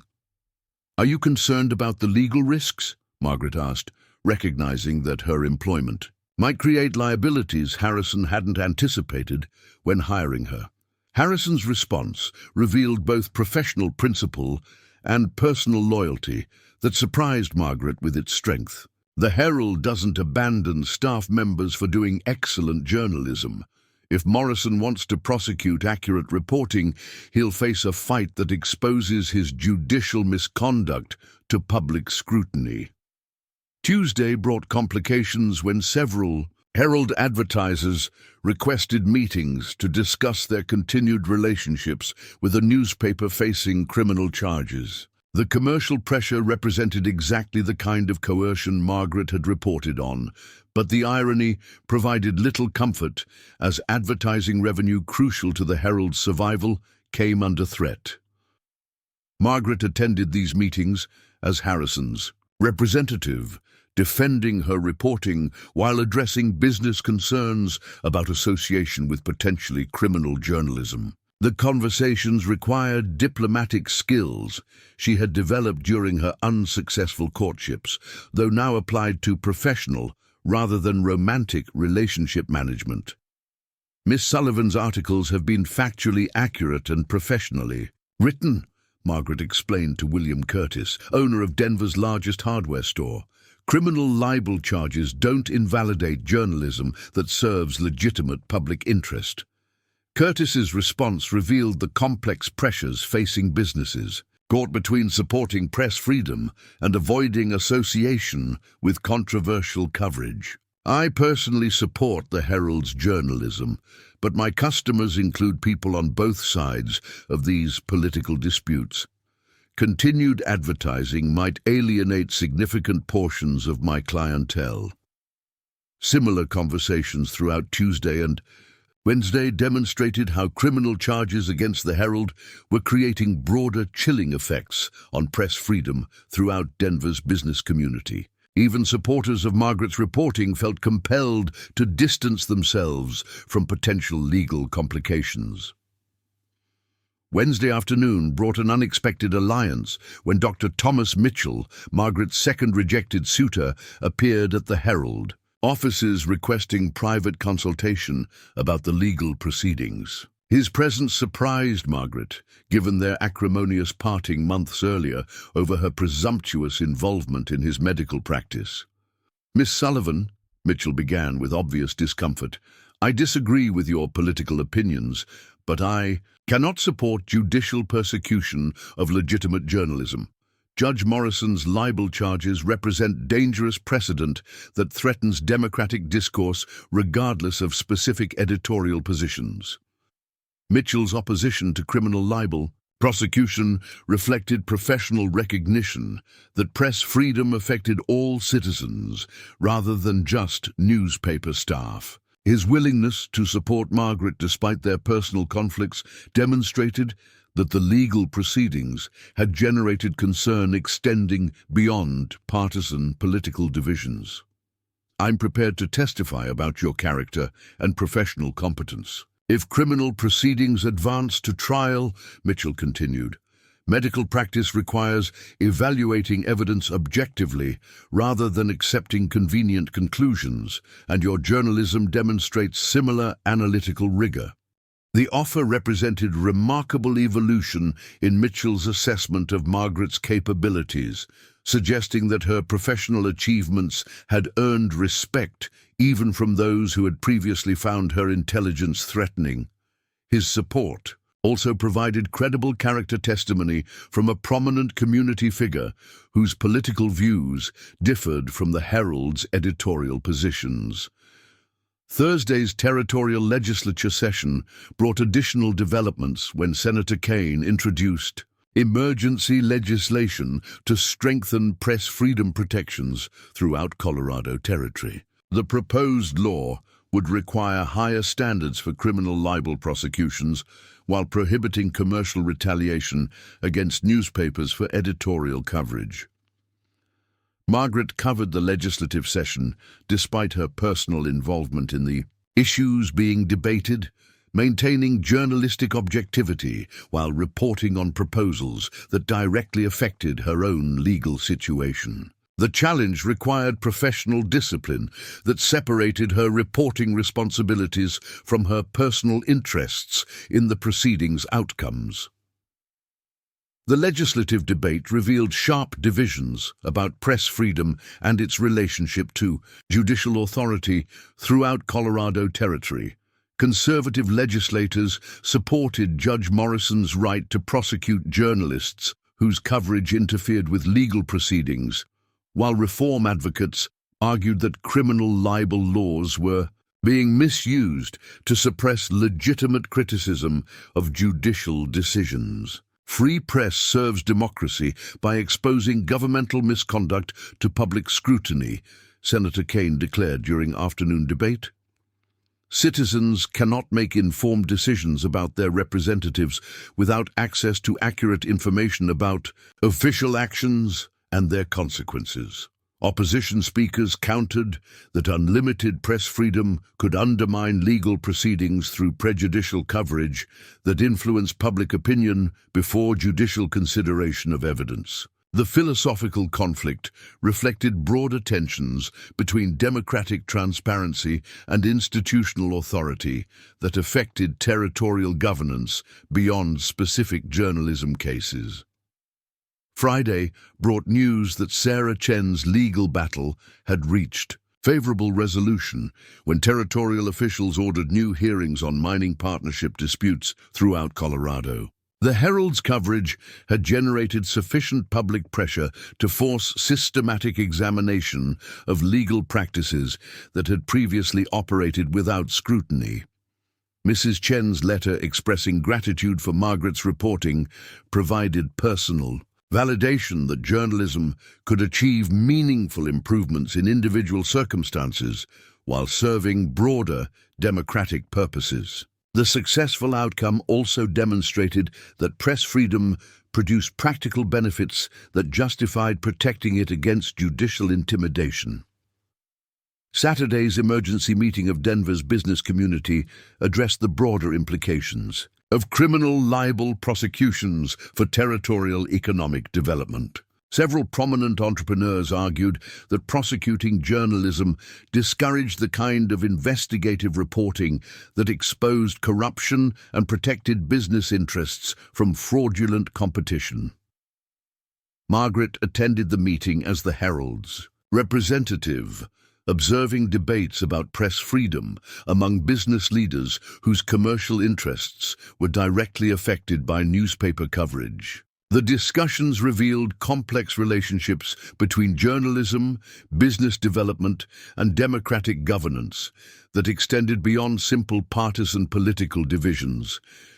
James Morrison, the judge's brother and a prominent banker, defended the libel prosecutions as necessary protection for legitimate business operations against irresponsible journalism. His position reflected family loyalty as well as genuine concern about newspaper coverage that could damage business reputations through inaccurate or prejudicial reporting.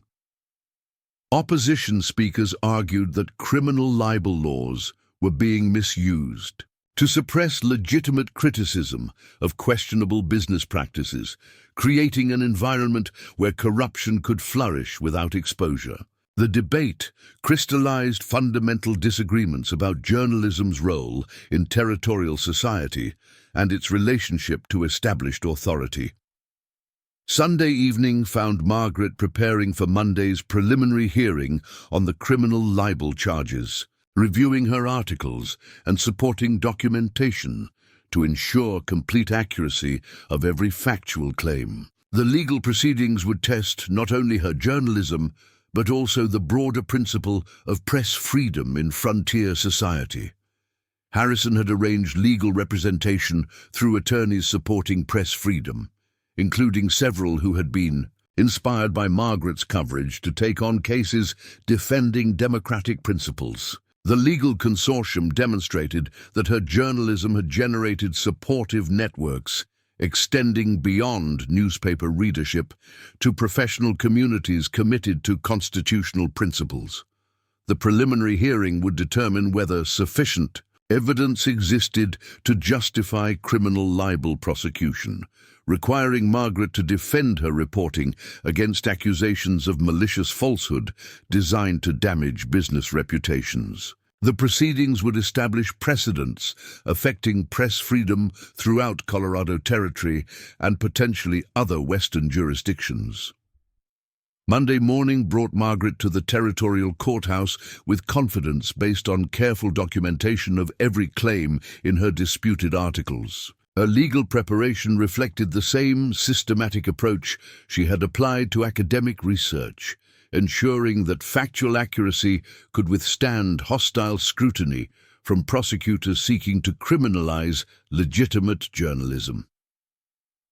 The courthouse was filled with supporters and opponents of the libel prosecution, including readers who had benefited from Herald coverage and business interests seeking to suppress investigative reporting that affected their operations. The attendance demonstrated broad public interest in press freedom issues that extended beyond Margaret's specific situation. Judge Morrison presided over preliminary hearings, despite obvious conflicts of interest arising from his previous intimidation of Herald staff. His judicial participation in proceedings he had initiated privately revealed ethical problems that defense attorneys would certainly challenge during subsequent proceedings. Prosecutor James Wheeler opened with accusations that Margaret's articles constituted criminal libel through identification of specific businesses engaged in allegedly legal commercial activities. His argument claimed that naming companies involved in political coercion campaigns damaged their reputations regardless of factual accuracy, making criminal prosecution appropriate under territorial law. Defense attorney Sarah Matthews countered that criminal libel required proof of malicious intent to publish false information, neither of which applied to Margaret's carefully documented reporting on matters of legitimate public concern. Matthews emphasized that press freedom required protection for accurate journalism that served democratic discourse even when it criticized powerful interests. The preliminary hearing proceedings continued through Monday afternoon with testimony from witnesses supporting both prosecution and defense positions. Margaret's journalism was examined line by line for evidence of factual error or malicious intent, while broader questions about press freedom were debated through legal precedents from other jurisdictions. Tuesday brought continuation of testimony, as various witnesses addressed Margaret's professional competence and the accuracy of her disputed reporting. The proceedings provided public forum for examining not only specific libel charges, but also fundamental questions about journalism's role in democratic society. Dr. Mitchell testified about Margaret's analytical rigor and professional integrity, emphasizing that her medical translation work had required precision that carried over into newspaper reporting. His testimony provided credible character evidence from someone whose political views differed from the Herald's editorial positions. Several business owners testified about pressure campaigns they had experienced, confirming the essential accuracy of Margaret's reporting, while demonstrating that her articles addressed real problems affecting Colorado Territory's commercial community. Their testimony undermined prosecution claims that the disputed coverage addressed non-existent issues. Wednesday's testimony included Sarah Chen's account of how Herald coverage had enabled her to obtain legal representation and achieve fair resolution of her mining partnership dispute. Her testimony illustrated the practical benefits of investigative journalism, while demonstrating that accurate reporting could improve individual circumstances without causing unjustified harm to legitimate business interests. The Territorial Attorney General's office announced Wednesday afternoon that it was reviewing Judge Morrison's judicial conduct in connection with the libel prosecution, responding to complaints about conflicts of interest and inappropriate judicial intimidation of newspaper staff. The investigation promised to examine whether Morrison had abused judicial authority to silence criticism of his legal decisions. Thursday brought closing arguments as both sides summarized their positions on whether Margaret's journalism constituted criminal libel warranting prosecution under territorial law. The proceedings had evolved beyond specific charges to address fundamental questions about press freedom and its relationship to judicial authority in frontier society. Defense arguments emphasized that criminal libel prosecution of accurate journalism would create chilling effects on press freedom throughout Colorado Territory, discouraging the kind of investigative reporting that served legitimate democratic purposes. The broader implications extended beyond Margaret's specific situation to affect territorial development toward democratic governance. Prosecution arguments focused narrowly on whether naming specific businesses in connection with political coercion campaigns constituted defamation regardless of factual accuracy. The limited scope reflected prosecutors' recognition that broader press freedom arguments favored defense positions. Friday afternoon brought Judge Morrison's ruling dismissing all criminal libel charges against Margaret and the Herald, acknowledging that accurate reporting on matters of public concern could not constitute criminal defamation, regardless of its effects on business reputations. The decision represented a significant victory for press freedom, while establishing precedents protecting investigative journalism throughout Colorado Territory.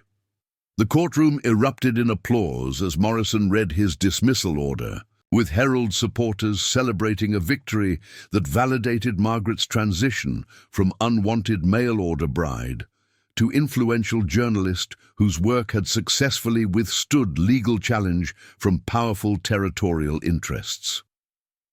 As Margaret left the courthouse surrounded by supporters and fellow journalists, she reflected on the remarkable journey that had brought her from Philadelphia spinster through 3 rejections as a frontier bride to successful defense of press freedom principles. In territorial court, her education and intelligence had finally found worthy application in service of democratic values that transcended personal achievement to benefit territorial society as a whole.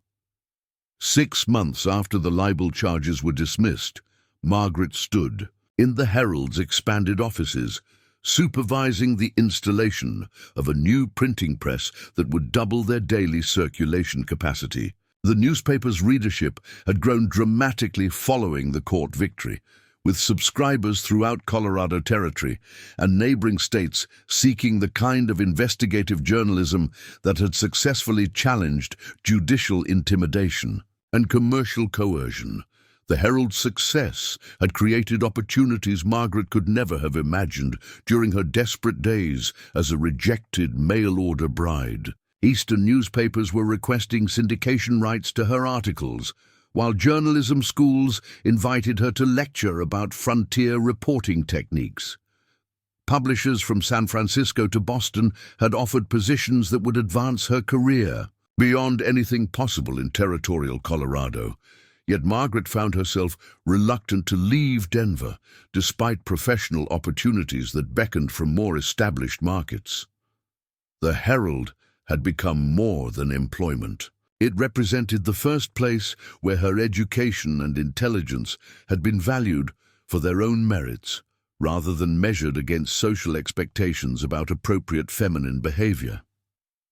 Harrison emerged from his office carrying the morning mail, his expression revealing satisfaction with correspondence that continued arriving from readers throughout the Western Territories. The Herald's influence had extended far beyond Colorado's borders, inspiring similar investigative reporting in newspapers from Montana to New Mexico. 3 more syndication requests, Harrison announced, handing Margaret letters from newspapers in Kansas, Nebraska, and California. Your mining law series has generated interest from editors dealing with similar property rights issues in their territories.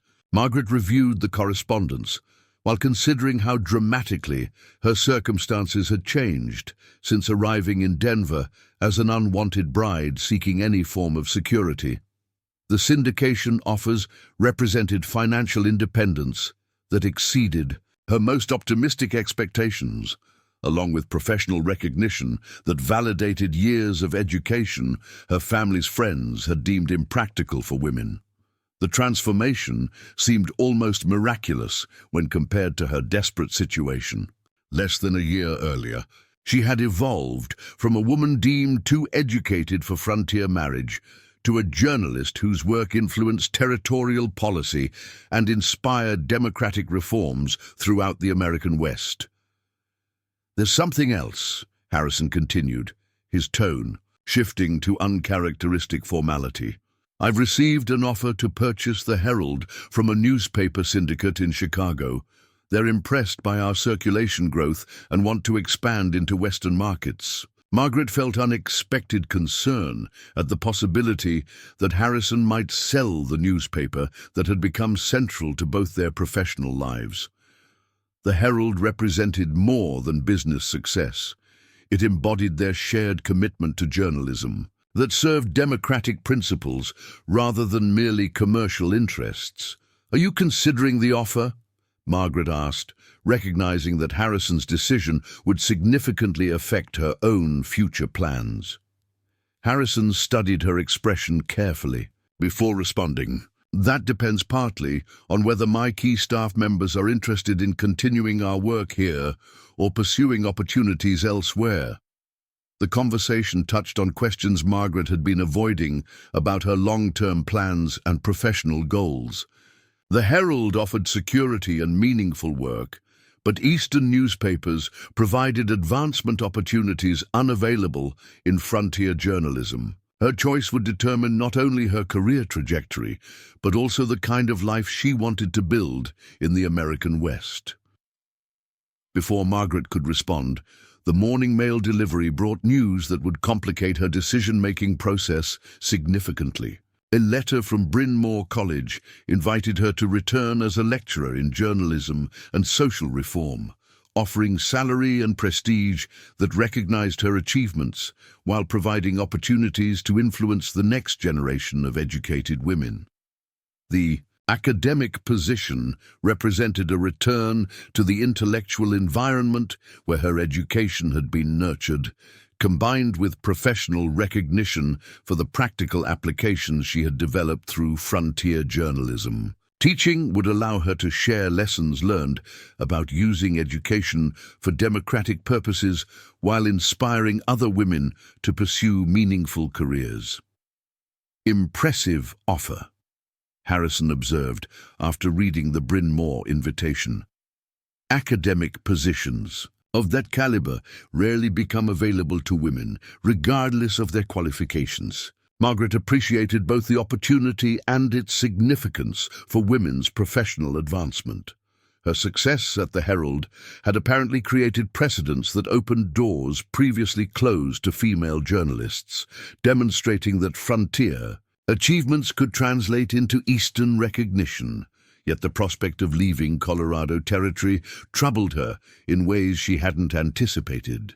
Denver had become home through professional achievement rather than social acceptance, offering the kind of intellectual challenge and meaningful work that academic life might not provide, despite its prestige and security.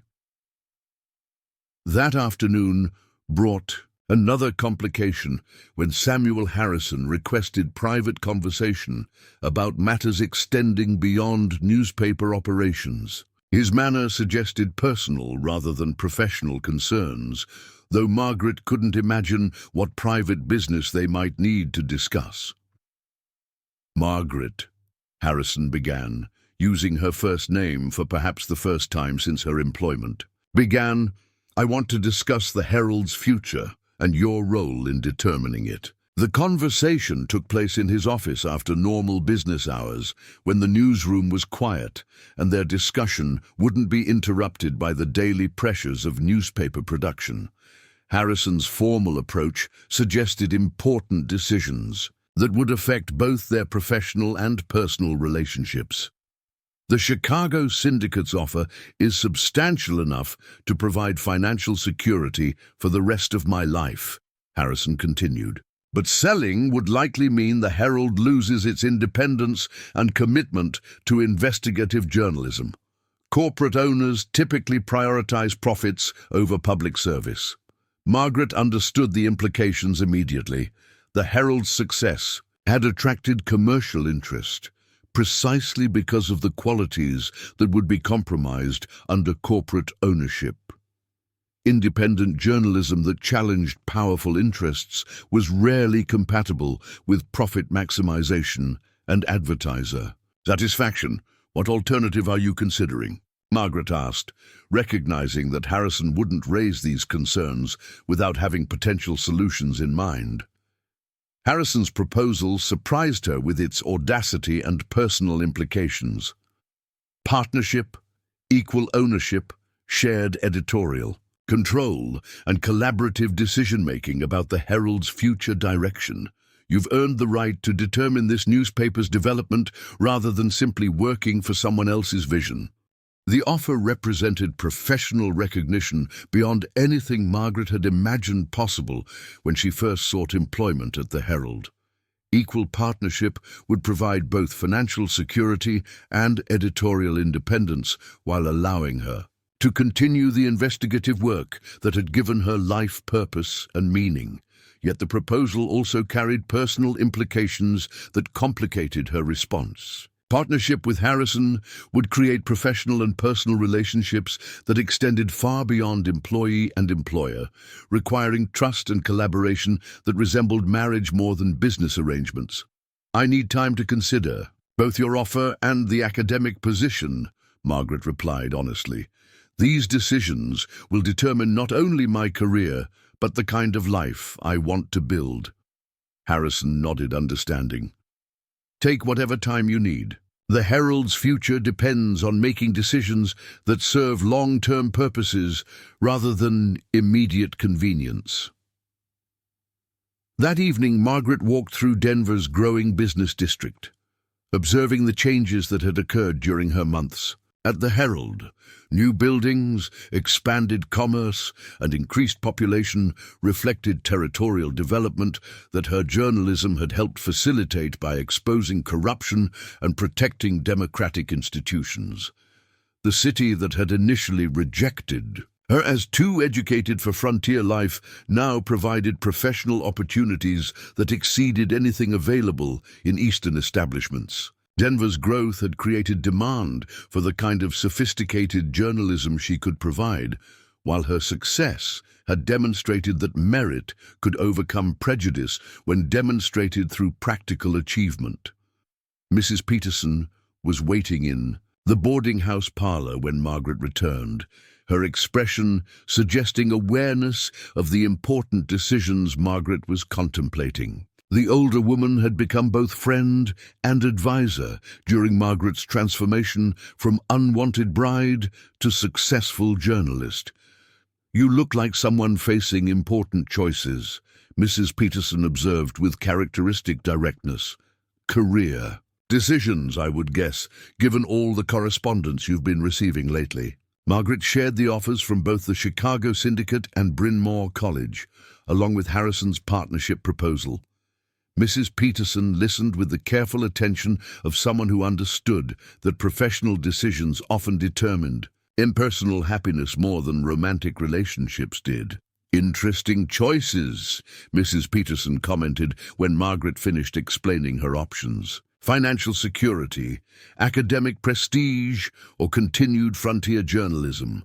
What does your heart tell you about which path would provide genuine satisfaction?" The question cut through practical considerations to address fundamental issues about purpose and fulfillment that Margaret had been avoiding.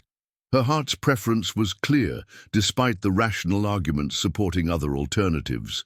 She wanted to continue the Herald's work while building something lasting with someone who valued her capabilities. "I know what I want," Margaret admitted, "but wanting something doesn't necessarily make it wise or practical." Mrs. Peterson smiled with the understanding of someone who had made difficult choices based on personal conviction rather than social expectations.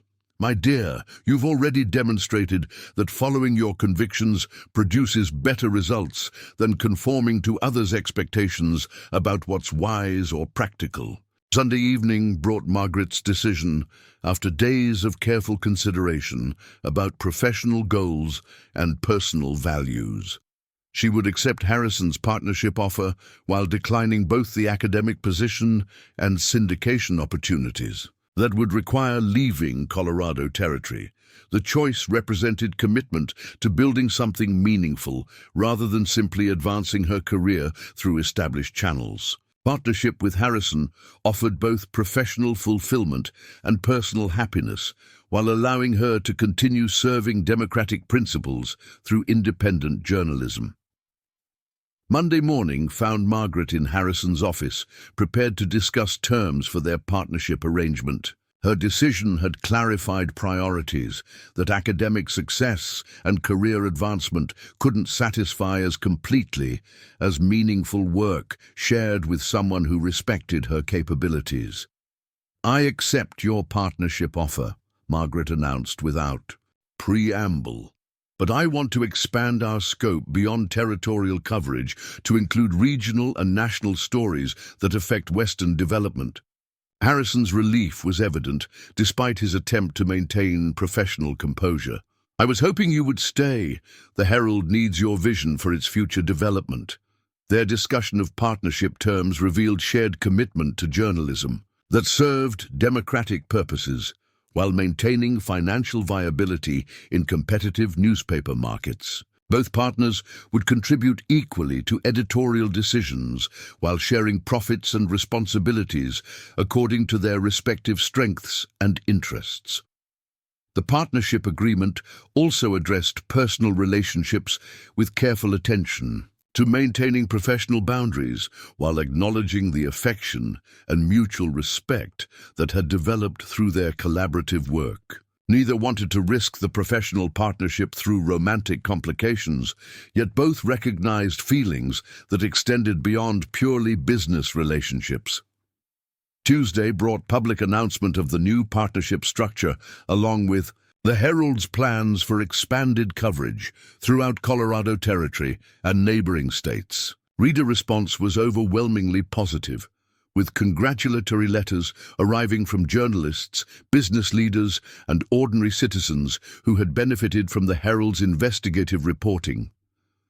The announcement also generated marriage proposals from readers throughout the territory who had followed Margaret's career with admiration and romantic interest. The correspondence revealed that her professional success had made her a desirable marriage partner for men who valued intelligence and independence rather than traditional domestic skills.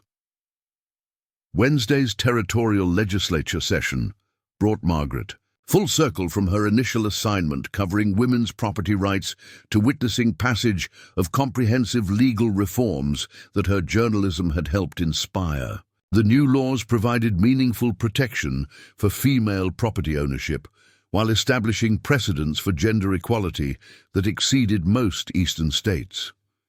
Senator Kane acknowledged the Herald's coverage during legislative debate, crediting investigative journalism with generating public support necessary for legal reforms that traditional political processes had been unable to achieve. Margaret felt deep satisfaction at contributing to democratic change through professional work that utilized her education for worthy purposes. Thursday brought news that Sarah Chen had successfully established her own mining operation using profits from her legal victory, while the lawyers who had formed a consortium to handle women's property disputes were expanding their practice throughout Colorado Territory. The Herald's coverage had created lasting improvements that extended beyond newspaper circulation to affect real lives throughout the region.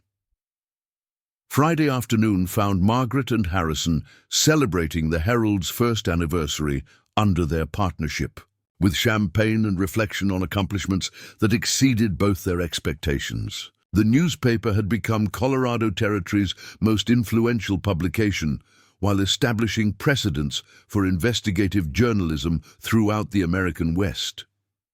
"We've built something remarkable," Harrison observed as they reviewed circulation, figures and reader correspondence that demonstrated the Herald's growing influence. More importantly, we've proven that independent journalism can serve democratic purposes while remaining financially viable.